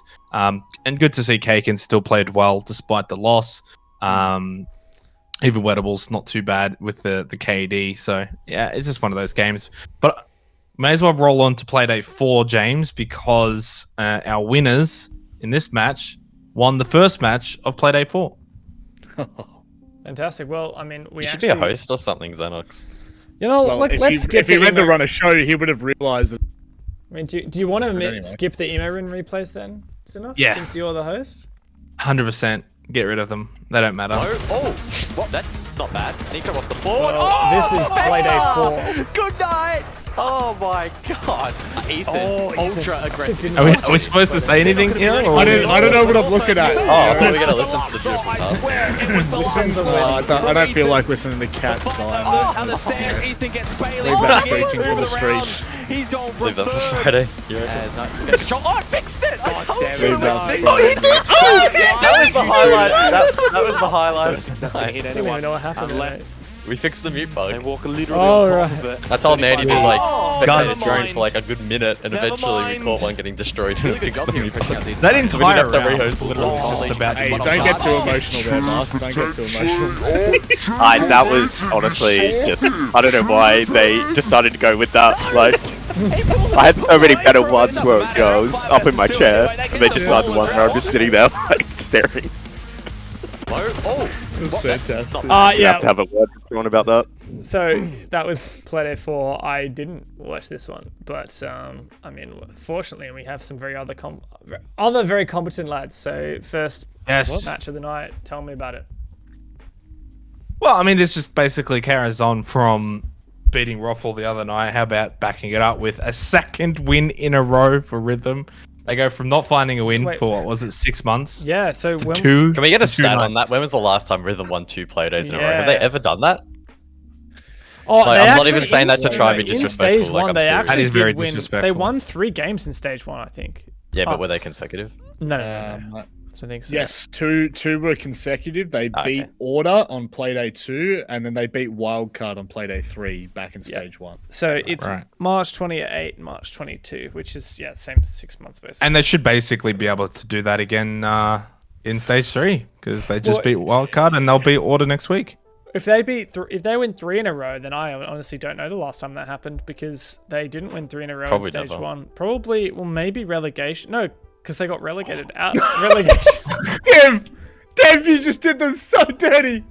I don't think they won many games in relegations, if I recall Can we? correctly. Let's focus on the now. We don't have to worry about the past. All right, you guys are such bullies. This is supposed to be their moment in the spotlight, which is maybe a precursor to what's coming later on tonight. But anyway, Dragos, where has this guy come from?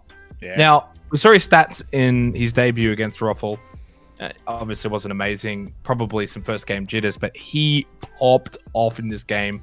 Guys, I'll throw it over to you to talk because you haven't really got much time in the spotlight. But he was great. Look, I'll be honest, I spent most of the cast trying to think about how to actually say his name because Dragos, I didn't know how to say it. Dragos apparently is the way to Please say it. tell us if I don't know if he's in chat, but his teammates are. Which so definitely please tripped me up confirm. a couple of times, so that was unfortunate. But I can't really think of too many words to describe this matchup.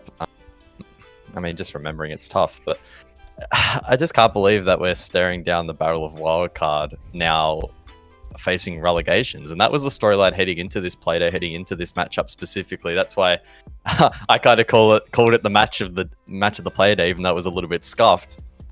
Because assuming that neither of these teams win a match for the rest of the stage, Rhythm win that head-to-head. Wildcard will go to relegations. Now, that might not be the case. Wildcard do have Overt in the upcoming play day, so maybe that could be a win, but honestly, that's definitely not a certainty. And Rhythm have Order. Imagine a storyline or a scenario in which Rhythm beat Order pardon me, in the next playday, and Wildcard lose to Overt, I mean, that would basically seal Wildcard's fate in the relegations, which would be, crazy. Now, and do I think Wildcard could make the run and requalify? Yeah, probably, but it's still not a very good look.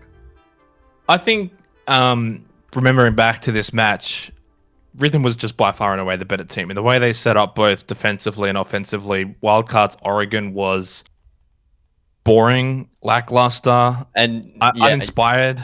On that topic of setup, and Vast might be able to dive more into it because I know we talked about it a little bit. The one major flaw was their dorm setup was just honestly terrible. They were bringing Wamai over Jaeger for some strange reason. Didn't work on both occasions. They were trying to play this like deep deployable shield with Wamai and kids, and that was like the linchpin. Every time that site got attacked, on one occasion Rhythm stuffed it up and they didn't get the shield. They lost the round, and then on two other further occasions Rhythm were able to get that shield down, and it just completely stuffed up their entire setup. They tried to do like vert from down below, Wildcard that also didn't work out. It was just very strange to see them relying on such a scuff setup which didn't work, and they did not adapt, which is not what we would expect from Wildcard. So I don't know if they didn't identify it as being an issue or what the go was, but it was just issues like that were kind of gaping holes in their performance, and you just don't expect to see that from Wildcard. Yeah, it just seemed like every time Rhythm just destroyed all the util, that was it for Wildcard. Like, Rhythm just killed them. And I think as well, I think it was fine playing Wamai where he was, but they should have brought a Jaeger as well. Like, Jaeger, Rooney, and Wamai is up. Like, Oregon's the most like notorious map for bringing all three of those ops.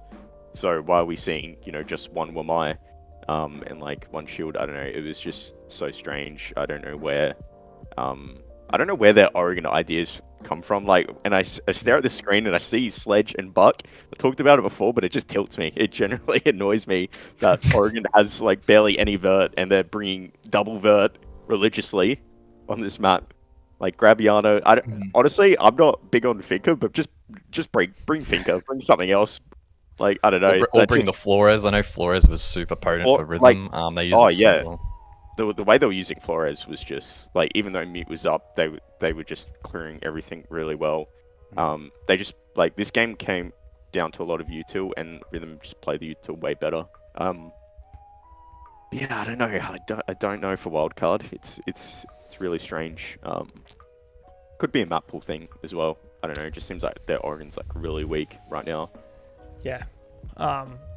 Don't have a lot of confidence in their Oregon these days. I remember it was at stage 2, their Clubhouse was really good, but I feel like no one's going to ever let them play Clubhouse. So. Oh, yeah.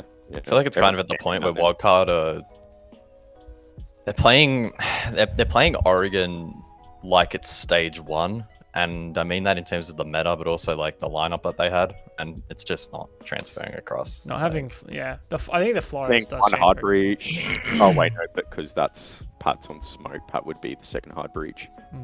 I mean, Vinny's on 2 kills. That definitely. Vinny had such a rough game, dude. Oh my god, it felt like every time we spectated him and he died, it was like either a brain fart or just super unlucky. Like so many occasions. To be fair, he was kind of in a position playing back of kids with that shield, and he hasn't really got much help in that position, right? That shield goes down, and every time he's just gonna go with it. So tough spot to play, but yeah, it's a rough one. But I do agree. I think for Wildcard, I don't know what they're doing in scrims. I don't know if they're hiding some things or something, which at this point you probably shouldn't be when you're in the bottom 2. But as you said, it was kind of like stage 1 Oregon, where they were just sitting on site, not really doing anything. And I think Rhythm showed the opposite of it, where they were extending out a little bit more. They were roaming a little bit more, better util on the defense used, and just generally better op lineup as well. They went on that really good run where they won 5 in a row. They were up, 6-2 was the scoreline. So, and then they closed it out, which was and good. Honestly should have closed it out earlier than that. They just slipped up for a couple of rounds, and that was it. And that's the only reason why it was 7-4. I think as well, something that I just remembered with Wildcard that like annoys me as well. It sounds so bad, but just how slow they are on their attacks, and like if they were just 7 seconds on the last one. If they were just a little bit quicker, I guarantee they would have taken that armory flank in account for like the person dead would have definitely. I feel like if they had time, they would have organized between themselves a drone and like just they would have made sure that flank from Lev wouldn't have happened. You can see it on this graphic here, right?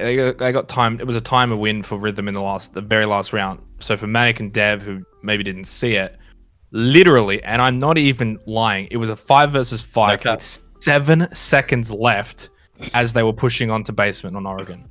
7 seconds. Yeah, it's pretty poor. From I think it was like a blue bunker push or something. Like that's what I mean when I'm talking about like this stage 1 DNA, or even further back 2020. Like back in the day, you could get away with that, but it doesn't work anymore. I think it's all right, Rob. I agree. Just You're like having how shit with digital in the chat, are you? yeah, but just like how aggressive, like not even aggressive, but just the way certain play styles. Sorry, we got Oda and Cut it Digital out. having a punch on in chat. They're probably in the same Discord talking to each other. Just stop distracting us, Digital mate. Vast, you had a point. Haircut. What was my point? Yeah, I just think with like just the way certain teams are like getting like I don't know how to word this now. I've just lost my train of thought. But pretty much Wildcard are falling behind in terms of their playstyle. The slow siege. I don't know. This slow siege used to work, but I feel like there's just way too much stuff to account for nowadays, and like everyone in APAC South and OCN are starting to play so much more aggressively, and I don't know. I would love to see. Sorry, you finish your point. No, I was pretty much done. I didn't know how to end it. I'll just interrupt you then. I would love to see like Wildcard just like go to the opposite extreme. So like, because they're currently at this extreme of like trying to play really structured and really slow. Go to the opposite extreme. Just play like your average, diamond ranked player, and then eventually find somewhere in the middle.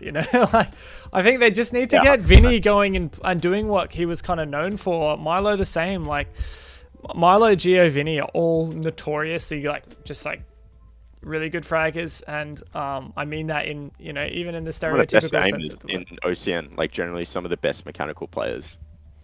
Like, what would happen if you just kind of got them to stop worrying too much about fulfilling their role? And obviously, this is not something that is like you need to still play properly. But I think I'm a big advocate of like if you're going too far in one direction, aim to go too far in the other direction, and you might actually shoot in the middle pretty accurately.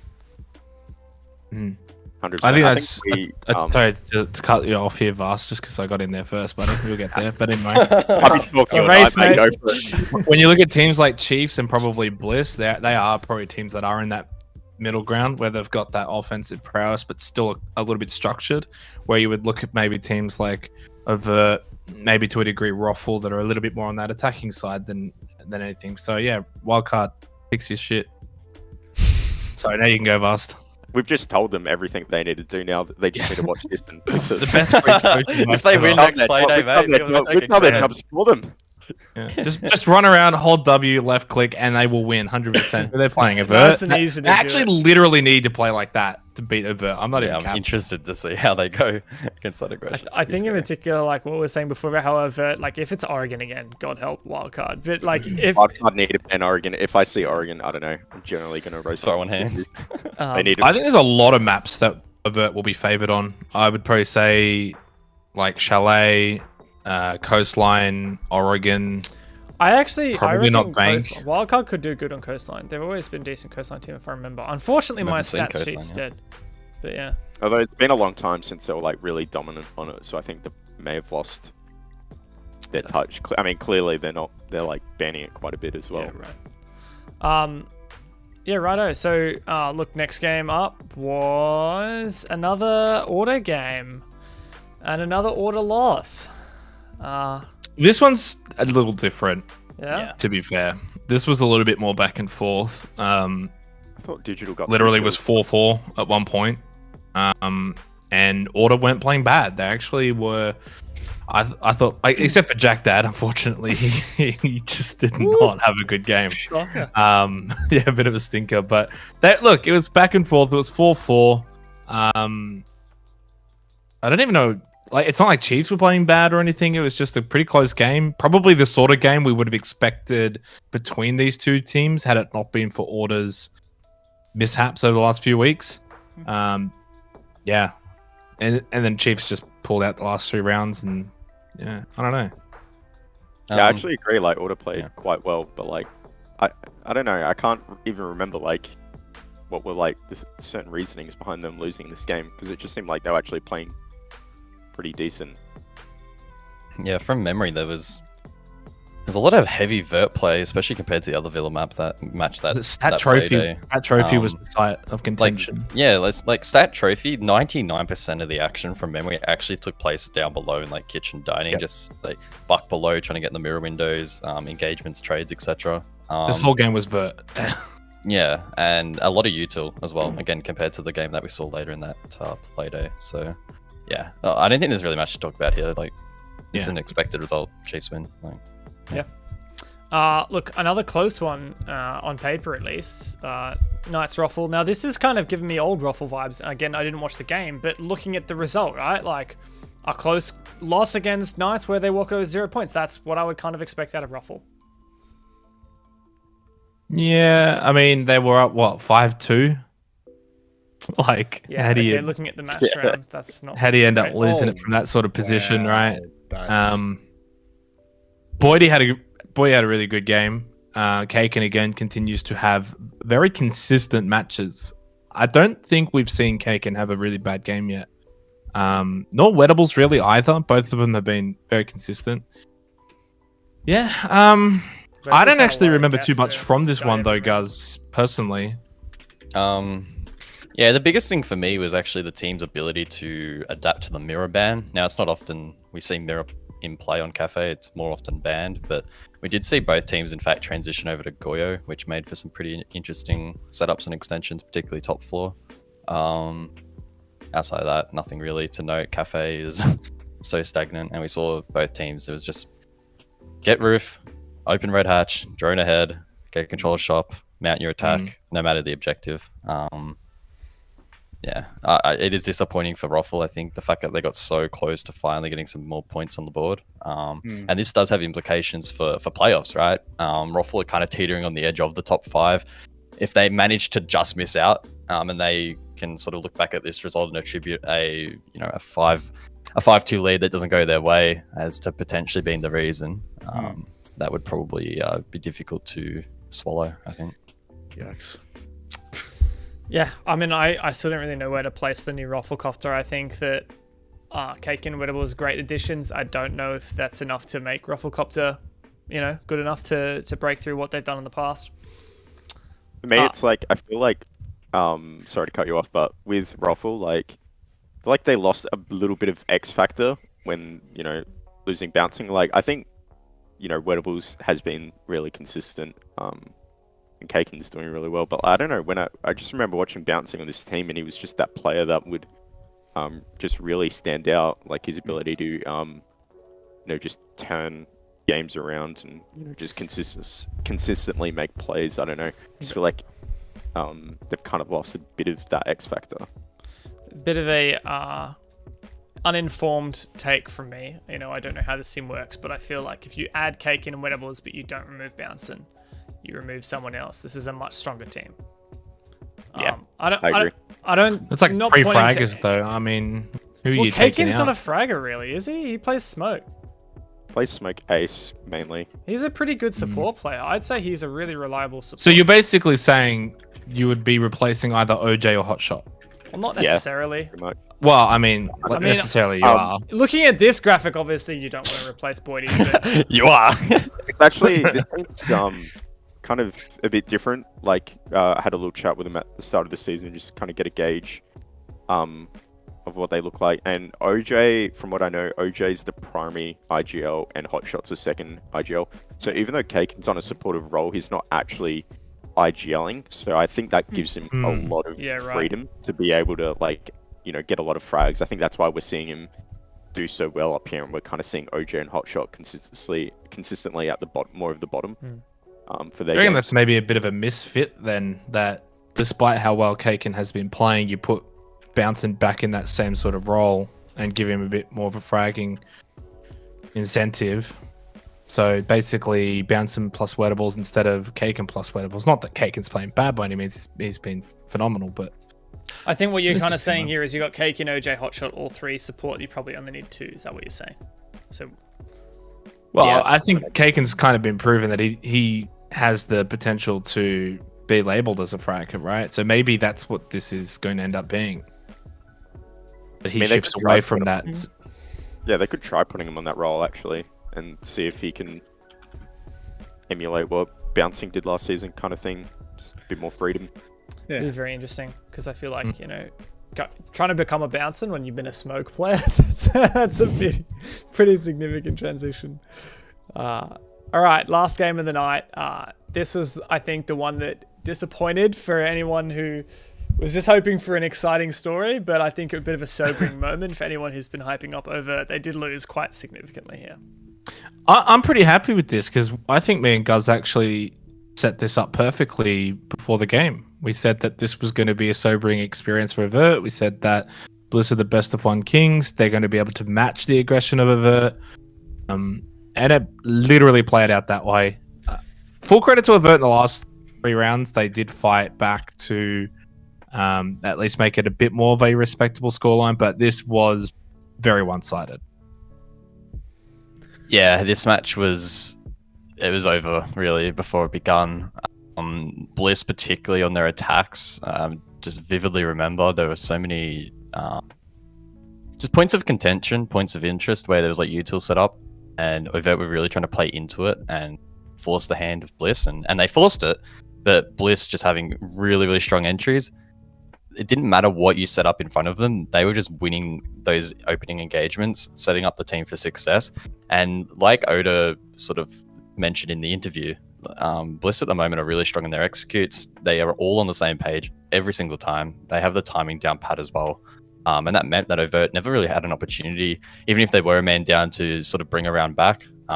Bliss just walked over the top of them. And yes, Overt did a good job in getting a couple of rounds, but again, expected result. This has been, I think, a long time coming for, not a long time coming, but it was eventually going to happen for Overt, that they were going to actually come up against a really difficult opponent. They didn't get absolutely smashed, so they can be pretty happy. And again, this whole stage for them really is a learning experience. Very, very small percentage that they're actually going to make it out of relegation. So the more they learn, the better. And 10 rounds of experience against arguably the best of one team is really, really valuable. Yeah, I agree. I think that if they can really analyze this game, they can learn a lot about themselves. For me, obviously, it's pretty easy to kind of criticize Overt, but I think as well, what kind of showed is how, and I'm not trying to bag on them, but how one-dimensional they are, which is kind of fine. They're a new team, but I think they're used to really being able to get their frags in the early round. We just saw Bliss were just shutting that down early round, just getting all these kills on the first 10 seconds or whatsoever. So I think Overt just needed to kind of try to realize when to pick their moments, try to figure out when's the best time to play aggressive against Bliss. They're good with their executes, they're good with their early game. Well, you need to try to find somewhere in the middle where maybe they are a bit weaker and kind of not really expecting it. But I think it was a good game because it was just interesting to see these two playstyles clash. As I mentioned before, Overt have never really versed a really aggressive team that will just put heaps of pressure on you. They're used to, the ruffles, the rhythms that are kind of just AFKing on site. No offense, boys, but all offense at the same time. Whoa. All offense at the same time. I don't even know why. Hang on. I don't even know why you mentioned those two. You didn't say Wildcard and Order. Oh, wait, yeah, they did verse Order. So so 3 teams. Wait, they haven't versed Wildcard, have they? They will be, but they versed the first 3 teams they've versed. They're just all AFKing on site. But now they've versed a team that just are around the map and are just constantly putting that pressure. I think just getting that so much pressure on them just really just made them not be able to think and operate properly. So I think it was a really cool game to watch in that regard. Yeah. Look, another thing I'm astounded by is Jigsaw having a real good couple games. 12-6 here, 100% KOSC with a multi-kill. The Chiefs game, he also played exceptionally well. Had some really, really strong players. Let me see if I can find that graphic.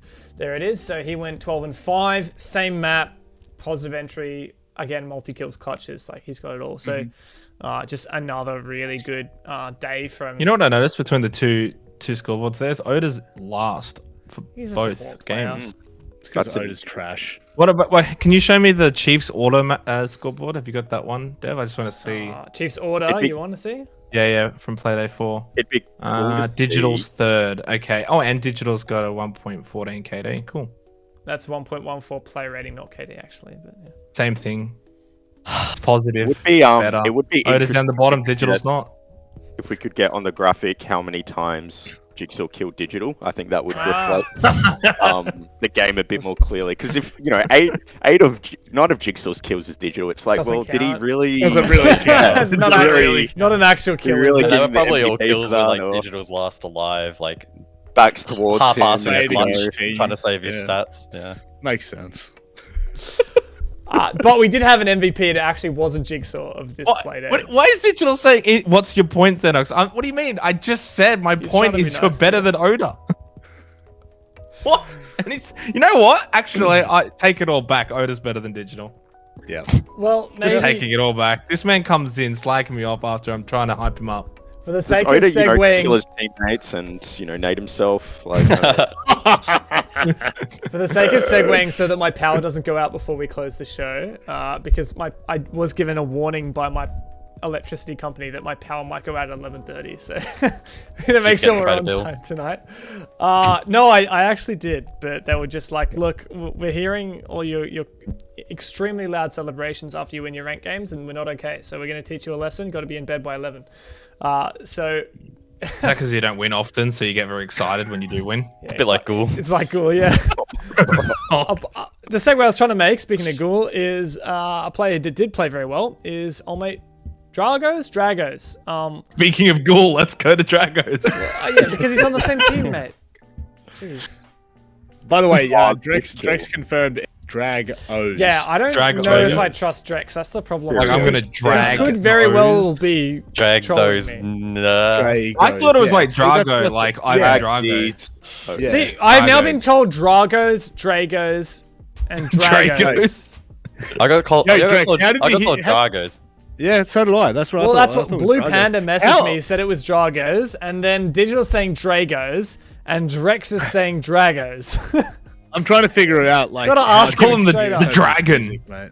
That's his new nickname. The Dragon. It's really Yeah. It's also repix, alright? Refix. Three picks. Bring that back. I mean, one day these players are gonna have to Affix. stop fucking trolling us, because seriously. Yeah. it's- Affix, Don't you- refix. Don't you have an MVP interview with him? Surely. I'm surely gonna just, ask you him. know, It's gonna be my ask first him. question of the MVP interview. DGTL. Yeah, DGTL. Yeah. So, DGTL. tell me, give me the goss, guys. Is he just cracked or what? Is this a segment? To be fair, yeah, I you wanna tell wait. me why this you got clip, MVP. yeah, this clip here, like, come on, Wildcard are playing dominoes against him. He did just Yeah. get. Jeez. Yeah. Just falling down. I don't know. I only As feel well, like as he well flipped played, from- but wild card. Yeah, it was well played. Yeah. Wild card, Oh, wild look, he, card, so. he had a very, very good game. He was the MVP, and obviously this was only his second OCN game. First one being a little bit quiet, but that's the first one. You give him a pass there. I think you need to see more, probably because it's only, his second game. Is this going to be something that's common, or is this just going to be a one-off kind of thing? Hard to really say. We don't have much information on this guy, but he was cracked against good game. Wildcard. Yeah, love it. Had a good game. Got to specify the opponent there. Yeah, no, credit to him, and I'll make sure I get the word on exactly how to pronounce his name correctly. I like that Rhythm's got that Adidas sponsorship locked in, so credit to them. They've been hustling. What about that Oda guy saying bad words in the interview? What did Oda say? Said the F word. Oh, he said fuck. Okay. Yeah. You gotta say that for real, that mate. one. So we are gonna do a giveaway now. Got to type in Vast is washed. You got to preach that in the chat to enter the giveaway. I'm gonna draw this. Took me a while to realize why everyone was saying that. I didn't realize it was for the- Oh, I mean, I was pretty proud of that one. I also put it in the Twitch title. I don't know if you saw that. I gassed you up. Yeah, it says featuring 2x OCN champ Vast bracket washed up. I'm just down gonna put there. it in anyway. Vast is washed. I'm gonna roll it now. It has been rolled, and it was Crack Legend 08. What is a legend for? Can you figure out what is a legend It for? could be Crackle Gen 08. Maybe he likes his pork crackle. Crackle Gen. What's wrong with that? All right, Crack leg end. Nice. you got to be here, mate. Though, so you got 40 seconds. Otherwise, I will have to redraw that one. I wish I was a legend of something. Crackle. He's just a bit occupied right now. He's. Oh Oh. no. Yeah. So please be here or someone else. I mean, you can still type. I feel like Masters Digital's Correct not in the chat. even trying to enter the giveaway. He's just stating fact. Like he doesn't care about the giveaway. He's just saying I don't know, Digital. Like in my career, I haven't lost the bliss. In your career, you've lost the none. Just weighing out the options. Yeah, Digital. How many championships have you I won? know. So if Chiefs lose to Rhythm, that's it. Like it's all over. Is that right? No, I've lost the rhythm. I'll be honest. I kind of hope Chiefs lose this stage for Vast so that he can just rub it in. How many Yeah, EMPs have you missed, Digital, from 20 meters away? Pew pew. So I redrew the He will give giveaway. you You got flames another too. 40 seconds for Chicken to be in chat. If you're not in chat, you can't win the giveaway. You have to actually be here, otherwise you don't get it. A hand. Drag O's. Or It's Dragos. I'm just gonna call him the Dragon. dragging these nuts all over your face. I'd like that. You just call him Drag. Yeah. Well, is it Drag or Drag. Is he a king or a queen? Drago. Is he a king or a queen there, Guz? Huh? Is he a king or a queen? I didn't get the reference. What? Oh my I god. got the He's reference. too young for that, man. He's You too are young. so slow. Like, you legitimate you're one of a kind, mate. You are one of a kind. I have How about redrawn this, once though? again. Every It is week odd we big do boss this man. show. It is literally the re-roll. Can we just change it from the reload to the re-roll? That's not bad. Hey, he's here, odd big boss man. Let's go. Yes. The boss All man. right. Thank you for actually being here, unlike the previous people we drew. So what you got to do is you got to send a whisper to Rainbow6ANZ and say, "Hello, I won the giveaway, and I would like my code for," and then tell me what platform. It has to be those PS, exact words. If it's not, then PlayStation, you won't get it. Xbox, or PC. Otherwise, we re-roll it. That's it. But if you want to win another one, we'll have more later that we'll be drawing. So stick around. Lovely. So, lovely. Guz, Time for my favorite segment. is Oh, Guz's thanks. segment your favorite segment? Really? It is, yeah. I always support my co-caster. So Guz, we'll watch this in full He's already screen. having withdrawal in preparation for the weekend. Don't leave me. Hey, I'm gonna be casting with you. You'll be fine. You poor bastard. Xenox is gonna be stuck on the color roll. Yeah, mate. Do you want to switch it up for this Saturday? I've already done that once, never again. All right, let's go watch Guz's bit of analysis, and we'll be back for Guz to actually break it down. All the way up top here, 3 ADSs and a Syria Gate. He should be well and truly safe from utility, but he's got to play this right. God, this would be so frustrating trying to watch this. In comes the burn. Ghoul now trying to force the issue. This is so dangerous. Hotshot doesn't realize he's on the ceiling. On the ceiling? Oh my God. Just stop me from talking right now. This guy ain't Spider-Man. I mean, he may as well be. He's dancing around in Tier 3, and they still cannot deal with him. OJ is going to have to give it another crack, doing another drone in. Oh, This is no. ridiculous. This is just so difficult. Surely Ghoul goes down here. The nade, another air ball. And, I mean, two of they've them. brought 6 nades to the table, and they just cannot do anything with them. Oh Venables my goes down. God. It is a collapse rhythm on the back. Yep, they're certainly on the back. I assume foot was the next word coming through. Guys, break this one down for me. Yeah, so Ghoul can't seem to escape the reload tonight, and top of tier 3, as it's called on Oregon, tends to be a location that he frequents. And yeah, on this occasion, just showing how a combination of decent utility placement and playing off that, being the ADS devices, and mix that with some aggression, being, you know, peeking that repel really, really aggressively, can net kills. Roffle just completely struggling to clear out this position. It wasn't a Dorm's attack, so they also elected not to rotate and just kept filing in one by one. But yeah, honestly, just props to Ghoul playing it really, really well. And again, it is a position that he does play a lot, so this wasn't a one-off appearance. I think as well there was an Aruni gate actually on that window as well, maybe. So yeah, just really good utility by Rhythm, and they played into it perfectly. It's so frustrating This to was watch. this was the moment where you're like, all right, this game's over. I think that at this point there was no coming back for Rufflecopter.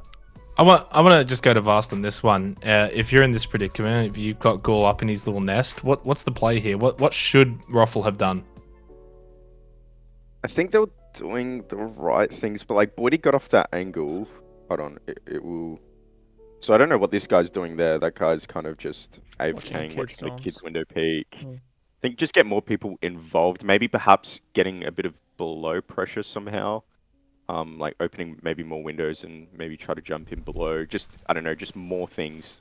More than just one window is more than just the play. one window and nading. Yeah, pretty well. Like you want to use as many angles as you can. And, you know, gratefully there's actually quite a few angles you can get. Because like Do you're you not think going to more get or less here? Just definitely a lot more to just really trap him to make him just not be able to run like that. So the thing is, like sure, he can prone. He can prone here, but you know we can't let him be sprinting around. You're not trying to kill him with the nade. You're trying to get him to move with the nade so you can kill him with holding the angle, right? You can kill him with a nade. That's why I don't get why they're struggling. If you can try to get a really nice pre-place, that would be helpful. You can get like pre-places on those rails above him.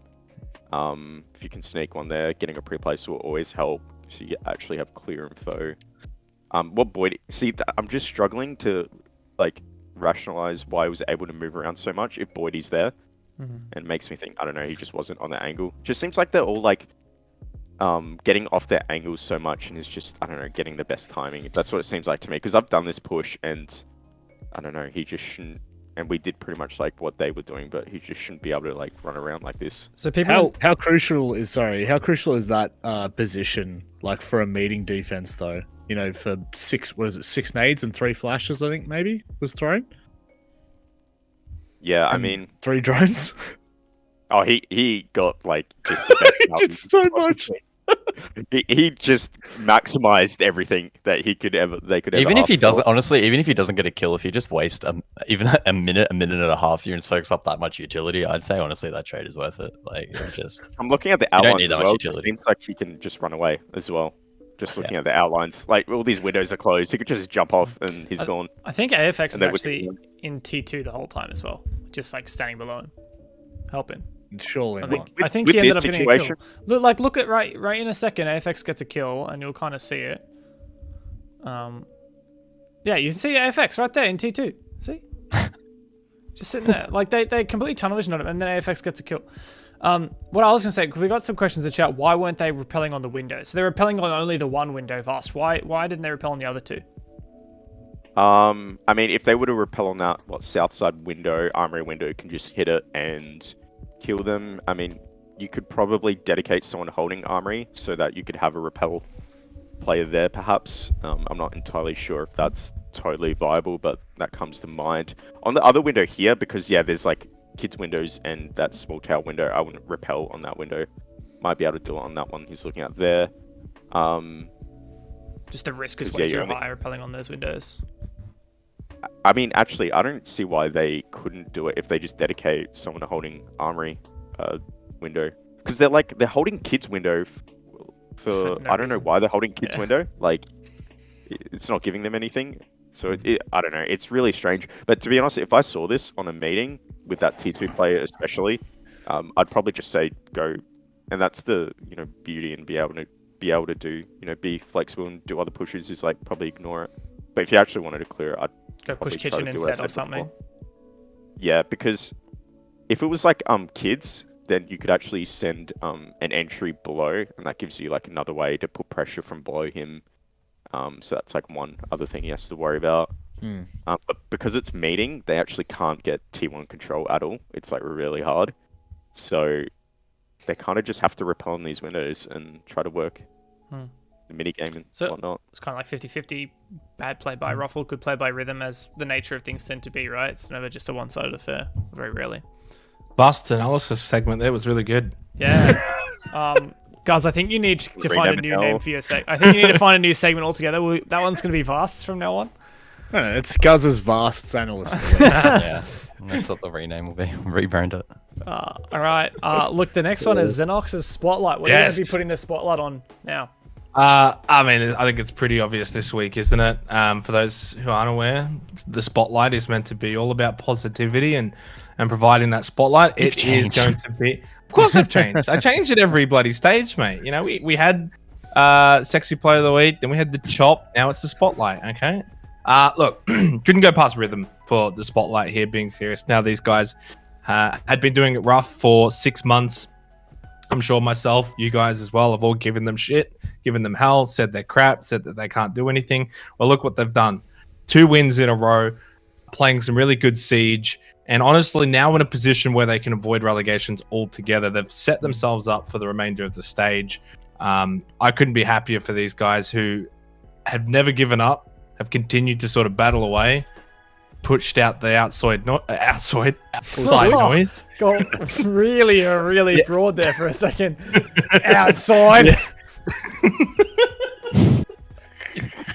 The outside noise, they've carried on, they've backed themselves in, and they've gotten 2 massive wins. And on top of that, I'm backing them in. I've already set it off to Ducky that they're going to win this week as well against Order. They're going to win that game. That will put them on 9 points, and that will be enough to keep them above wildcard. So full props to these guys. Yeah, they deserve it. That was very wholesome. Thanks, Jake, Love for that, that. Jake. No worries. That made my day. You're the best. And I don't know what you're talking about. We definitely don't give the only dick on this bloody panel. I tell you what, mate. We hype our homies up. I know. Imagine imagine projecting all your Rhythm hate I onto us. don't know what you're on about. Absolutely. No clue. Manic take has it been the out. biggest Rhythm hater I know. Listen to it. To it. Look, I'd be nervous if I was Rhythm. Every time Xenox has jumped on a train, the train's kind of derailed a little bit. Yeah, So Geo, I mean, it was like Bliss Geo, train. and then Bliss. it was Bliss, Bliss. yeah. Yeah. Oh, the Geo one, I love that. It's coming. Hey. The train's Hey. coming for you. It's not even a bus anymore. It's a bloody train. The Geo bullet train. Geo used to be an amazing player. Before you Yeah, started and then you hyped hyping him up. What happened then? And honestly, Bliss deserved the hype as well. Oh, Yeah, don't and then what justify it. Don't justify And what happened? it. No, and then what happened? You tell me Well- what happened. Are you seeing a common theme here, mate? The best of 1 kings, okay? I'm sure that at this stage they're going to do better in the playoffs. Oh, they won't. Oh, no. God, boys, I'm so sorry. Anyway, I'm so keep it on sorry. rhythm. Keep it on rhythm. Okay, they're gonna beat Order. It's done and dusted. They're gonna get no. 3 in a row, boys. That's what I'm 3 saying. in a row. 9 points, or not 9 points? Yeah, 9 points in 7 days. It's happening. I will really say, sorry, Rhythm. I just had to freeze it on this frame for Rhythm. This is their victory celebrations after beating Wildcard.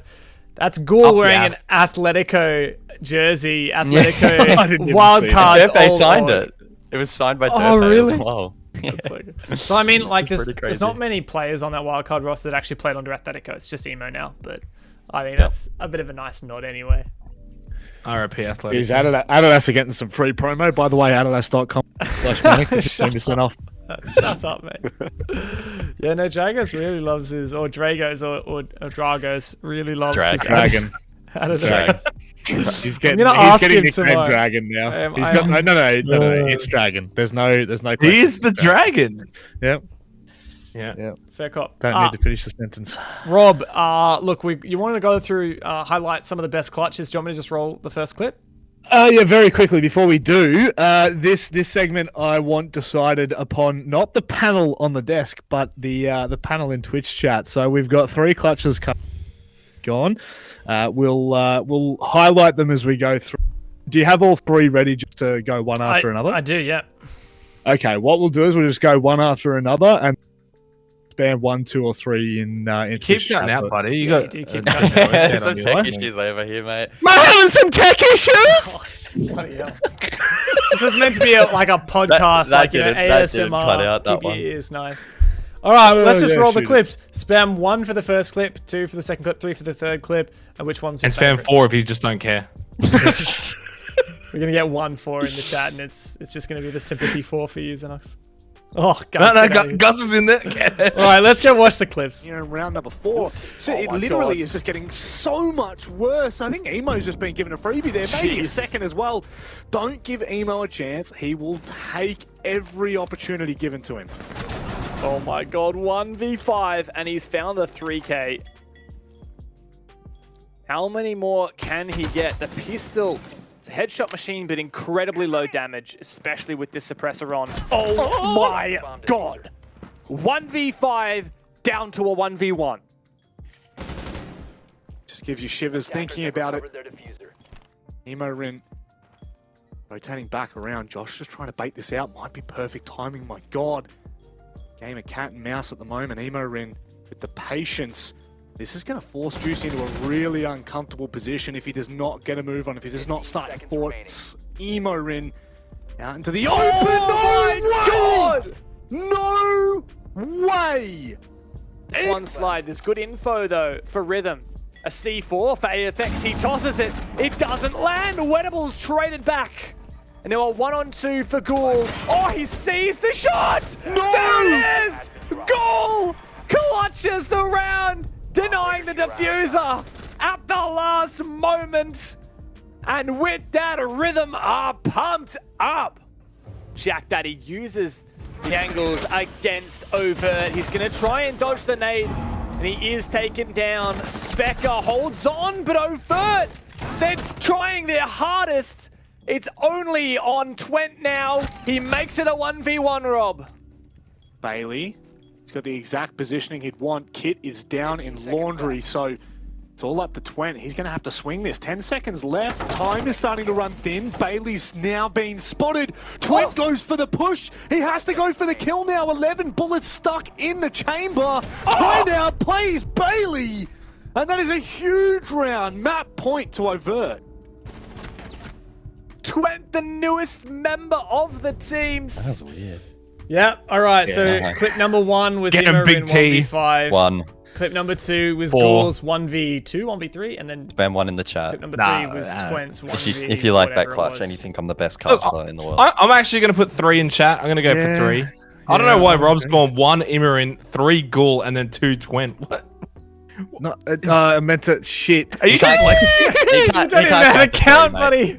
I just copy paste. You notice that my laptop, my keyboard is like a good arm. All I hear is length away from excuses. I don't me. know about you boys. All I hear is excuses. Honestly, I would, as much as Emo Rin went 1v5, Twent, that clutch would not have been easy. I don't know.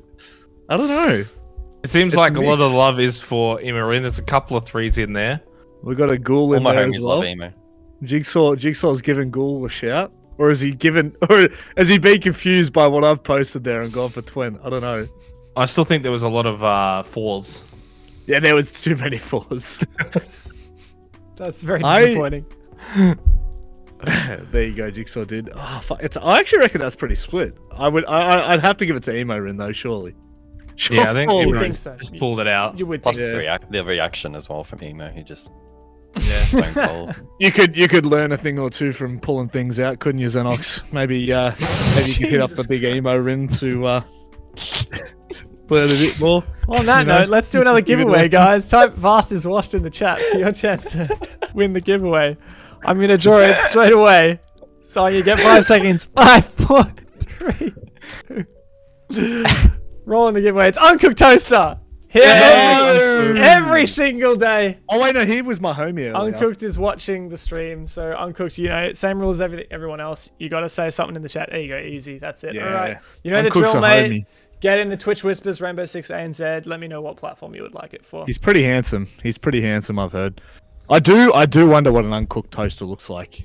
Usually it would be the toast that you would cook, not the toaster. So I honestly don't know what a cooked toaster would look like at all, honestly. Yeah. What about you boys? Yeah. Did you just seriously ask what an uncooked toaster would look like? Hang on. toasters Are you aren't- seriously Oh not? my Hang on. God. Are you seriously not asking what an uncooked toaster looks like? It just looks Getting like a hella regular philosophical. toaster. But does it? No, but does it? Have you ever heard someone say, "Hey, look at that uncooked toaster"? Because That's like saying, what's uncooked bread look like? it looks like wheat. Well, actually, have you? It looks like You're Donald. an idiot. You're an idiot.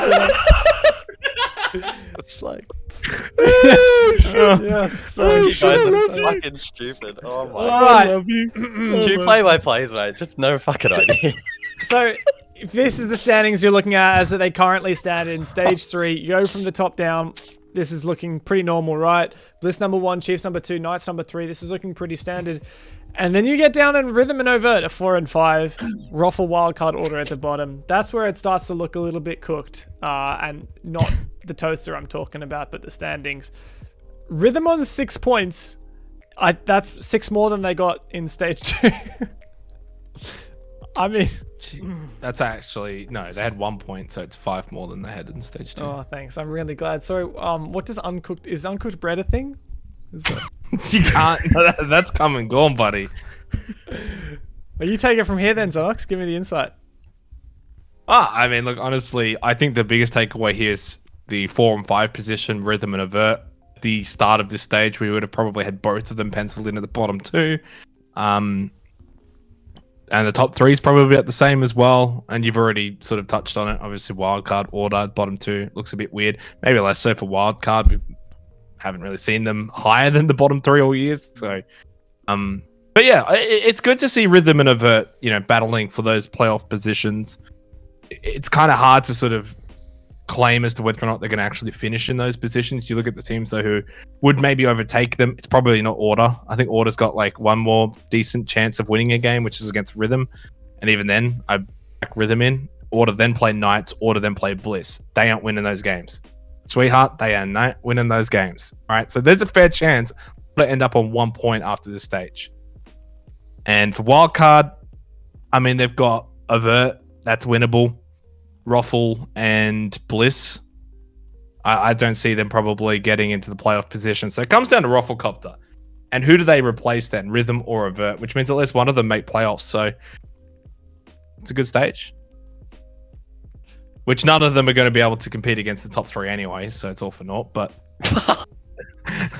Definitely feels like there's quite a disparity between the top 3 and the rest of the league at the moment. Well, I mentioned it on the broadcast for Playday 4 that, and I think I posed the question maybe to Vast, but that this is probably the most top-heavy stage all year. Yeah, definitely. I mean, with Knights, it wasn't so like, I don't know, their OCM performances haven't really been as dominant. It's usually like obviously we know we'll make playoffs, but it's like usually they're a bit lower and then kind of slowly climbing up. But this season's a bit different. Well, I mean, the only thing Chiefs has lost so far is just a Bliss game. So if they beat everyone else, they'll end up on a lot of points. What's 3 times 6? 18 points. Okay, live math. What do we tell you about that? But this top-heavy league's giving me 2019 vibes, honestly. It's 2019 vibes. It's taking me back. Yeah, Fnatic wildcard. That's about it, mate. Who else was punching up there? There was a team that Vast was on. Oddity were pretty shit then, admittedly. Hey, they did pop off when it came to season 11. Yeah, season 11. You're playing Mad Thatcher, dude. Did you see my EMPs just before? That's like 2018, wasn't it? We were fighting Order for 3rd place. 2nd and 1st wasn't even, I don't know, wasn't even realistic. Nah, it was literally like 2 teams and then the rest of O's. And who knew where was it? There was one thing that you knew, and that it was pretty much that Spruce's team was on the bottom.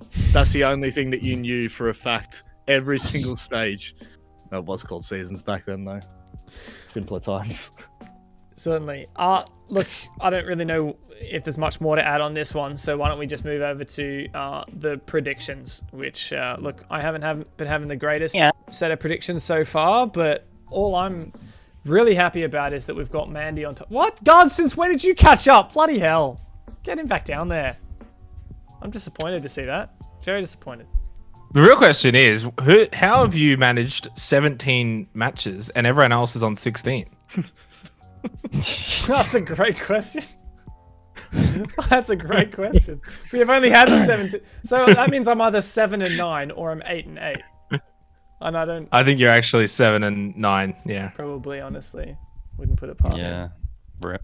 Well, I think I got Can't all all of be good. these. No, I got Bliss and Knights right this playday, unlike someone else in the call right now. But yeah, I mean, For the record as well, we do these before the entire play, like the 2 play days, right? So no one had seen the Rhythm win prior we to did it like it feels like Yeah, so a few long days ago that before. we do these predictions. I can't remember If we I did got them in this week's between play predictions. days, like obviously hindsight 2020, but I would have picked Rhythm over Wild. more people would have Oh, picked I would Rhythm. have still gone. I still would have gone wild card. I think I would have gone wild card, honestly, but I think more people would have gone Rhythm. Yeah. I definitely I feel would have like definitely changed the front, to Knights from Ruffle after that performance Same. against Rhythm. That would have been a quick I can agree with that. in and out.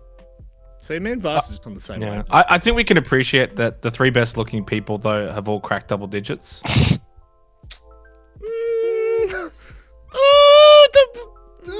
I love how every time Xenox is like not the top, but like kind of close. I've he's never like, been Oh the no, top, but I'm I'm like always these other second." guys. I'm the same as You're the them. bridesmaid. Like I remember am when the biggest bridesmaid this whole year. Hey guys, remember when you won the SSD challenge and Xenox was like, "Yes, we won." I'm like, "No, you didn't, Xenox. Shut up."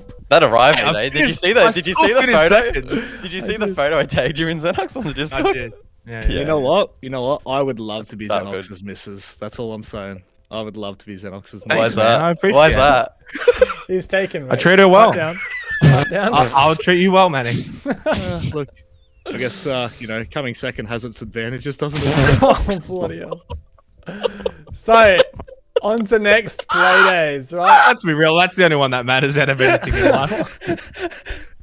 No, I'd rather come first. That's my Oh, what? I finished first on the standings. this is Gonna the be next gold. play day. This is Friday night's games, guys. What are we thinking for play day number 5? Overt wild card. At this point, very, very tempted to tip over. Well, Overt, firstly 100%. I said it after the play day the other day. This week? I'm picking Overt. Wildcard done. this week coming up, we're gonna know the playoff order, like playoff and relegations potentially as well. Yeah. Because So- if Overt win and Rhythm win, I don't see it Yeah. turning around.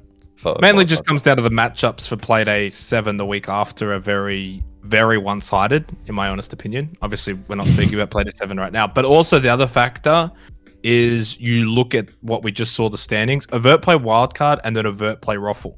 So out of those 2 particular games, and I have a feeling that the Ruffle Overt game in Playday 6 is going to be final playoff spot. I think it'll be for the 5th spot. I think Rhythm will make it through. So Rhythm will beat Order in this. Overt will beat Wildcard. Chiefs will beat Ruffle, and Bliss will beat Knights. Done. I feel like There's Bliss Knights could definitely go. I think the only cut and dry game here is Chiefs Ruffle. No, I disagree. Yeah, cool. I actually didn't ask. Rhythm is Didn't ask, easily but- going When? to dumpster on Order. Like, it's Clip not that. going to be close. Clip that. Clip it. Clip it. 100%. Clip it. Ship it. Uh, Ghoul I- ain't going to let me down. Any other input from anyone more knowledgeable on the desk? Fast, you know Yeah, what I'm saying. I Come on. think. Look, Xenox is onto something I can't deny. I'm not taking Turn any it up. risk with my predictions this week. I'm not, gonna think about all these things. I'm What, just you go going over- Overt, Chiefs, Bliss, Rhythm. Done. That's it. Those are the teams winning. I like You that. heard it here. I like it. All right. So then the following play day number 6. Let's wait for the nice little slick transition. animations to come Yeah. through. Yeah, I live in After Effects Yeah. these days, mate. Just live there now. Knights, Chiefs, Overt, Bliss, easy again. I think this one is I'd probably easier. Ruffle over. Oh, this is a tough one. I don't know. I think Winner that of- Chiefs of Bliss. Damn, Winner gets playoff. I just if that when I Ruffle s- Overt game is for playoffs, like 100% locked in is for playoffs, then maybe Ruffle will do better. I don't know how Overt will cope under the pressure. Guys, honestly, I because I don't think there's any I didn't pressure. realize when I Yeah, switched but- casting nights with you guys that I gave up the night with 3 really good tight matches and I got this night instead. I feel yeah, that's the reason I switched. I don't actually go. you for don't the actually Bulldogs, mate, support like- yet. You don't actually watch AFL. huh? So I did just take a quick look at it just because Guz did mention if that's going to be like 100%. It won't actually be 100%. If Overt do beat Wildcard on play day 5, they go to 8 points. So if Overt lose to Ruffle go to 7, which would then mean in play day 7, Ruffle would then need to beat Wildcard. So that's probably likely. So I mean, Ruffle do need to win this game, but then they still will need to beat Wildcard, depending on if Avert beat Wildcard. So yeah, look, it's just all up. It's a lot of fun to speculate, though. That's why we have these shows, you know, to speculate. And I can't help but feel like there's at least one result that we're taking for granted that's not going to go that way. Oh, at least one, probably 2. 100%. But then there's probably one that we expect to go a certain way, and then it doesn't. Like, honestly, I wouldn't be surprised. You know. I reckon Order's going to like get a stupid upset in the next couple of days. They're either going to beat like IG or they're going to beat Knights or something. It's just going to be so stupid.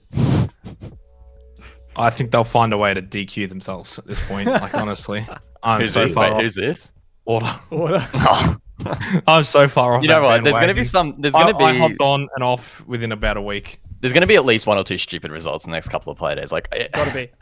I would not be surprised. Imagine Order like end up like 7-3 Knights or like something stupid. Like, yeah, totally. It's just the nature of the league. Is that a surprise? Of course, it's a surprise. What? Order Knights in OCN. Xenox, you've said some weird shit. It's tonight, Knights in OCN. Bread, you know. Mate, just keep your trap shut. Just keep your trap shut. Knights in OCN have had some funky results all year long. Yeah, I but don't think Order. Jeez, I mean, how far have they really fallen, guys? You're making them sound like.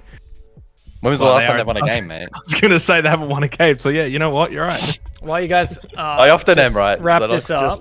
I'm just really worried that my internet's gonna cut out. So I'm just trying to. What was that, Dev? You started what? So I drew the giveaway. Final giveaway of the night. Unknown Shads. If you are in chat, please make your presence known. You've got to make your presence known, otherwise you won't get the giveaway.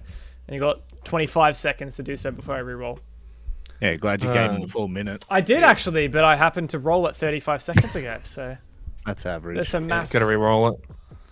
Yeah, some maths for you, mate. So what are we thinking for playoffs then?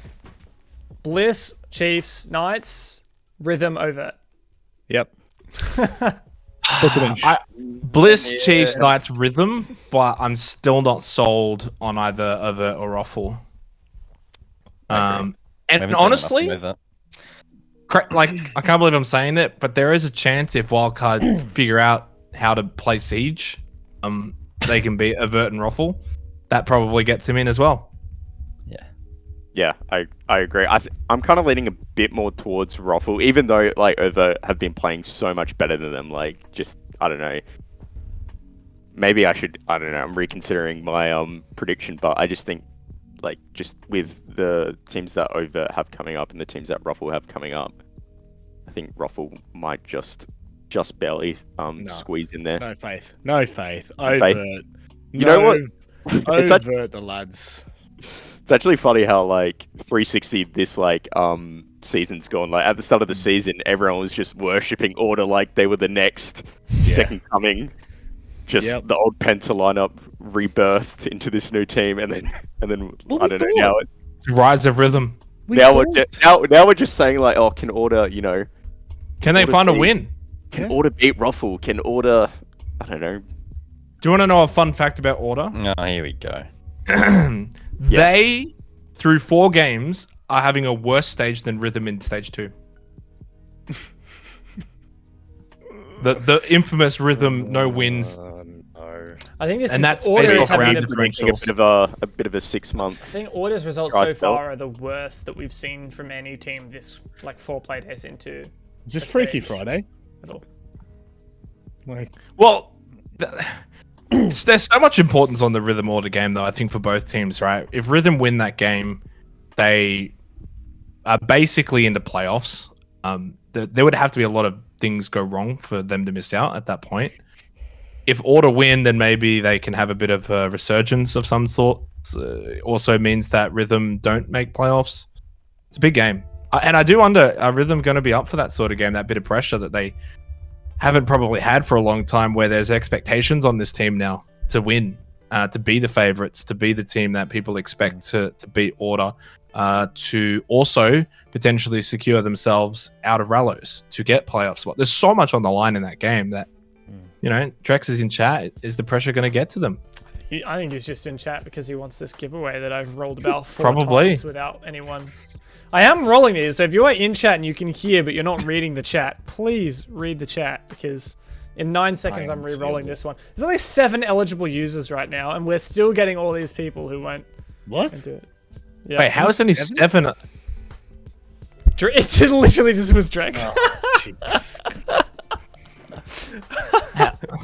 There you go, Drex. Wait, does the giveaway reset every single time you re-roll it? Like you got to retype it, It or once you removes type that one person, and it doesn't completely reset. Keeps everyone. So if you except type in the code at the start of the night, you're done for the rest of the night. correct. Okay, cool. Yeah. There you go, Drex. Go and send a Twitch whisper to Rainbow6ANZ and let me know what platform you play on, or what platform you want the codes for more specifically. Because if you want it for a platform you don't play on, that's totally fine. Unseeable, unfortunately, you were not here in time, my friend. We re-rolled. What platform are you on, Drex? But hey, we have more giveaways every Monday on Reload. So if you're keen for some giveaways, come back next week. But we do have 2 play days of OCN this Friday and Saturday nights. That's 7 p.m. AEST. There's also Apex South on Thursday night, which I believe starts at 6 p.m. AEST. But I always forget, honestly, because I just rock up at 4 o'clock and. When's call time? Oh, what's happening with that, Manic? Am I hosting or not? Can we do Apex this South. off broadcast? Yeah. Like, if you guys want to do your housekeeping, we talk. Right. How's your tooth, by the way, Rob? Rob? How's your It's tooth? absolutely, it is woeful, mate. It's not, Yeah. it's not in good form. It's Yeah, not no, in good Rob- form. Rob- Like You know Rob- what you should do, right? Rob's You hit a should nerve just with grab his the go into the kitchen, grab a knife, and just shove it in your leg. And then, No, you just get some string, tie around the tooth, and then slam the door shut. that's going to be so much more painful. You're not even going to notice. That's the show for tonight, guys. Thanks to everyone for tuning in. Don't turn yourself in the leg, Friday anyone. night OCN, Saturday night OCN, Monday night Reload. We also have OCL starting up tomorrow night. That'll be streamed on this channel, so make sure that you follow it so that you can see the up and coming teams button. that you will no doubt be watching in the promo relegations tournament that we have been talking about so much tonight. Ladies and gentlemen, thank you so much for joining me. No one on hurt the themselves. desk. Everyone stay safe. Last, this is usually where I say you can plug anything that you want to plug, so go on, do that. Look, nothing really to say. Just, tune into the OCN games because, Apex South, I won't be there. So, like, it probably won't be as good. But, if you got nothing to do on a Thursday night, like, you might as well watch, you're eating dinner, you might as well chuck something on. Friday night, yeah, definitely, you want to be there. Guys, You don't want them to support the Chiefs on Thursday? Screw the Chiefs. Digital's talking that much smack and chat. I don't care about the Chiefs. I'm a Rhythm supporter now. Go on, do an auto plug. Do an auto plug. You wouldn't pass? You wouldn't? An auto plug? Nah, I could do an auto plug. No. So you do Plug, an order plug, plug when rhythms, they get plug Rhythms merch. Oh, wait. when they find a win vast, that's when you got to do an order plug. So thankfully, Yeah, exactly. I'll be if Auto get a win next cast, I'll be wearing the same hat as Manic. I'll be wearing the shirt. Yeah, go for Be a it. full it won't supporter. happen though. So Order. it's fine. By the way, to grab your latest rhythm, head to kmart.com.au. Go with the white Hashtag tee not section. Get a black sponsored. t-shirt. Anyhow, thanks Is it for black- watching, like a white everybody. I'm going to t-shirt, cut some these black guys baggies? off before we get too much further. We'll keep talking shit off stream. Rhythm. Thanks for watching tonight, and Up see the you D's, all let's go. tomorrow night for OCL. Have a good night, everyone. Can I get a